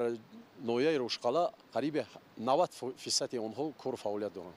барои ободкорӣ, сӯзандагӣ ва омодагии амоҷолиба ба ин ҷашни фарханда корҳои назаррасро ба сомон расонд.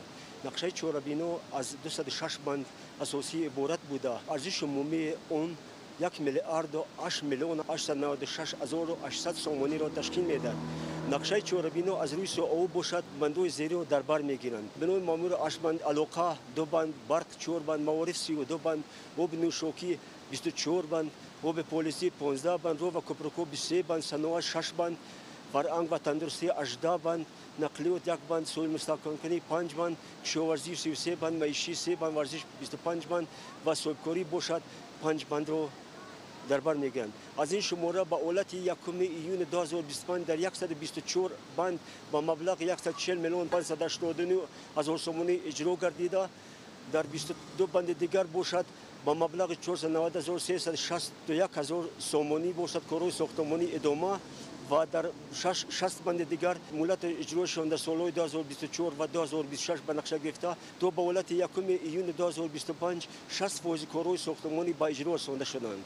ба морис ки дар асоси нақшаи генерали маркази ноҳия семои маркази ноҳия ба куллан фарқкунанда мебошанд. аз он ҷумла бинои мактаби замонӣ барои 640 хонанда, сохтмон бинои молия, адлия, андоз, ҳизби халқии демократии Тоҷикистон дар маркази ноҳия, беморхонаи сироятӣ ва бо фарҳангии фароғатӣ дар ноҳия аллакай мавриди истифодабарӣ қарор дода шуданд ва дар асоси нақша сохтмони бинои қасри фарҳанг ва сохтмони бинои кӯдакистон барои 200 кӯдак аллакай корҳои сохтмонӣ идома дорад.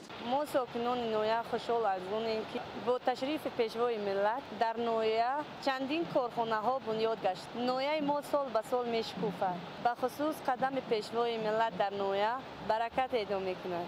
ин зебоӣ, ин шукуфоии қадамҳои пешвои миллат аст. шукрона аз он кунем ки ин ватани азизи мо обод аст, тинҷ аст ва ноҳияи моро агар гирем нисбати солҳои пеш шахсони мин ноҳия агар 1-3-4 сол дар ноҳия набошанду биёянд ноҳияро намешиносанд, чунки ноҳия ободу зебо гардидааст ва ҳамаи ин ободию зебоии ноҳия ин маҳз ама бо дастгирии бевоситаи асосгузори сулҳу ваҳдати миллӣ пешвои муаззами миллат сарвари давлат муҳтарам ҷаноби олӣ аст ки ноҳия сол аз сол рушд карда истодааст ва хушбахтона соли 2023, соли 2024, соли 2025 пайопай ташрифи сарвари давлат ба ноҳия ҳастанд ва куҷое ки қадамҳои мубораки сарвари давлат бошад ҳамон ҷо ободу зебо мегардад. шоири халқии Тоҷикистон Ширин Бунёд хеле орифона қайд карданд ки Рошқала имрӯз шуд як ваҳдатистони замон. тарҳи навбунёди он аз гулбаҳори ваҳдат аст ва чуноне ки ҳамаи мо дида истодаем Рошқала имрӯз гул карда истодааст. ҳамаи пешравиҳо, ҳамаи он навгониҳое ки дар ноҳияи Рошқала шуда истодаанд он аз ваҳдат аст, аз сулҳ аст, аз истиқлолият аст, аз ҳамдигарфаҳмӣ аст. имрӯз ба ноҳияи Рошқалҳа бори дигар асосгузори сулҳу ваҳдати миллӣ пешвои миллат президенти давлат муҳтарам Эмомалӣ Раҳмон қадамҳои некашро гузоштанд. баъди ҳар як ташрифи пешвои муъаззами миллат ин ноҳия ин сарзамини аҷдодии мо боз зеботару ободтар мегардад ва мардуми ноҳияи Рошқала боз ба шароитҳои зиёдро касб мекунанд ва боз чӣ қадар дигаргунию чӣ қадар навоварӣ дар ин ноҳияи Рошқалҳа шуда истодаанд.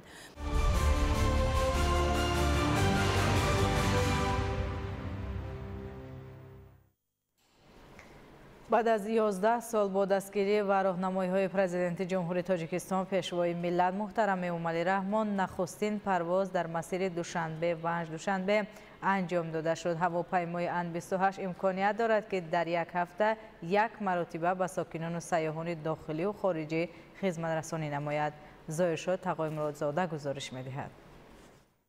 در سال 2025 4 خطسیر هوایی پروازهای داخلی را به منطقه‌های گوناگون جمهوری آغاز نمود و افتتاح خطسیر دوشنبه ونج ادامه اقدام و تشبس‌های حکومت کشور در سمت بهسازی صفت خدمت‌رسانی به اهالی میباشد که پس از 11 سال دوباره برقرار و فعالیت خود را شروع کرد. با توجه و دستگیری‌های پرزیدنت جمهوری تاجیکستان پیشوای ملت محترم امامعلی رحمان ماه اکتبر سال 2025 اولین خطسیر پروازها در مسیر دوشنبه خاروغ انجام داده شده تا امروز با زیاده از 3000 مسافر خدمت رسانیده است. بخشیده به روز وحدت ملی با دستگیری اویاسیای گراجدانی نزد حکومت جمهوری تاجیکستان و شرکت تاجیک ایر، خطسیر نوبتی به سمت ناحیه ونج ولایت مختار کوهستان بدخشان گشوده شد که موافق نقشه پروازها در این مسیر هفته یک مرتبه انجام داده می شود. توقف چند ساله بگیریم که مردم شریف ناحیه ونج پرواز سمالات را در مدت بگیریم که 15-16 سال ندیده بود و امروز باز موفق شدن که امروز بار نخست طیاره ان 28 و ناحیه ونج راه اندازی کرده است و امیدیم که بگذار این پروازها و دائم عمل کننده باشند و مردم توانند که با هر وسیله که خواهند به ناحیه خود سفر 50 دقیقه است انجام دهند و چه خیلی که میبینیم و امروز مردم با یک سیمای خوب و عالی به فرودگاه آمدند. اقدام شده است برای مردم ناحیه ونج. ساکنان و سیاحان داخلی از راه اندازی این تدبیر خوشحال گردیده اقدام مذکور را نتیجه دستگیری و غمخواری های پیشوای ملت محترم امامعلی رحمان در سمت بهسازی خدمت‌رسانی به اهالی کشور ارزیابی نمودند. هواپیمای ان 28 از یک طرف امکان دارد که به 17 مسافر خدمت رساند. پرواز در مسیر دوشنبه ونج دوشنبه در 50 دقیقه انجام یافت.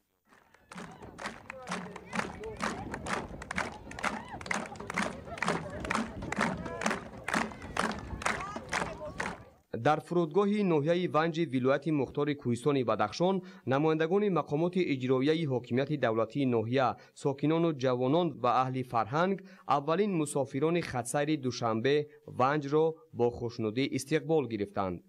شکرانه استقلالت میکنیم، شکرانه وحدت که ما به این زمانه رسیدیم. طی سالهای دراز است که همین خطسیر ونج دوشنبه کار نمیکرد. برای شهروندان برای رفت اومد به پایتخت بسیار آسان شد. همگی در 45-50 دقیقه میروند. مورد به تاکید است که با راه اندازی اقدام مذکور که سالهای اخیر پروازها در مسیر دوشنبه خاروغ و دیگر منطقه‌های جمهوری عملی کرده شد، تعداد ساکنان و سیاحان داخلی زیاد گردیده است. با دستگیری راهبر دولت محترم امامعلی رحمان بهر رشد منبعد ساحه نقلیات هوایی خدمت‌رسانی‌ها بهتر شده، دایره پروازها به منطقه‌های گوناگون جمهوری مرحله به مرحله وسیع گردانده می‌شود. شرکت وطنی در آینده تصمیم گرفته است که پروازهای محلی را در مسیر دوشنبه لخش، دوشنبه اشکاشیم، دوشنبه روشن و دوشنبه عینی که قبلا انجام داده می شدند با استفاده از امکانات موجوده برقرار نماید. در دوام 6 ماه سال 2025 با دستگیری و اقدام و تشبس‌های پرزیدنت جمهوری تاجیکستان پیشوای ملت محترم امامعلی رحمان نخستین پروازهای داخلی در مسیر دوشنبه خاروغ دوشنبه، دوشنبه کلوب دوشنبه، دوشنبه پنجکند دوشنبه، دوشنبه رشت دوشنبه و دوشنبه ونج دوشنبه انجام داده شد و این تدبیر باز ادامه دارد.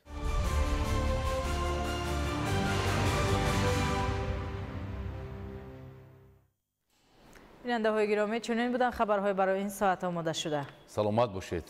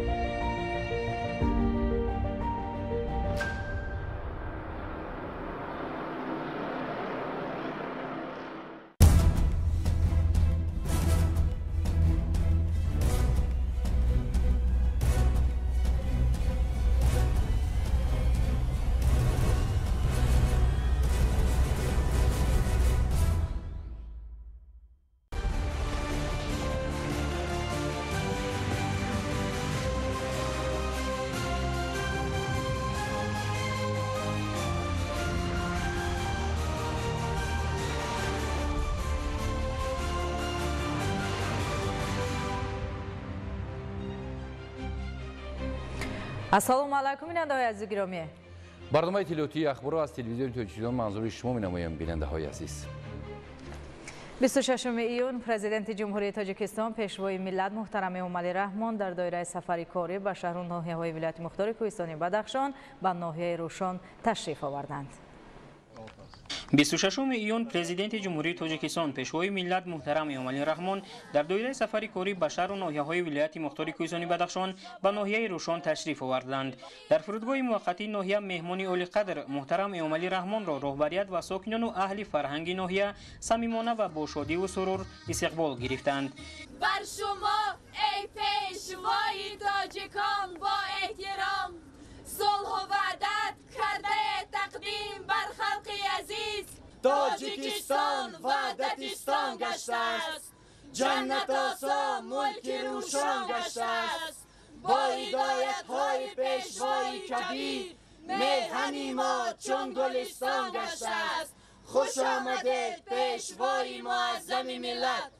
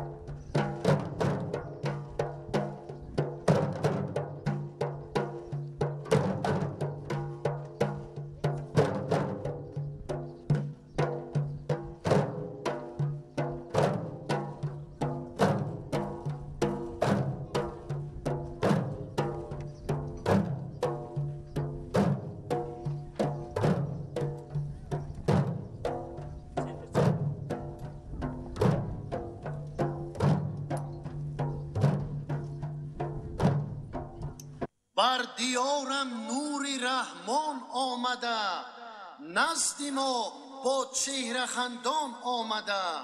از قدومش گشته گلشن این وطن، صاحبی این باغ و بوستان آمده. ای عزیزان جمع شوید و کف زنید، پیشوای ما بر روشان آمده.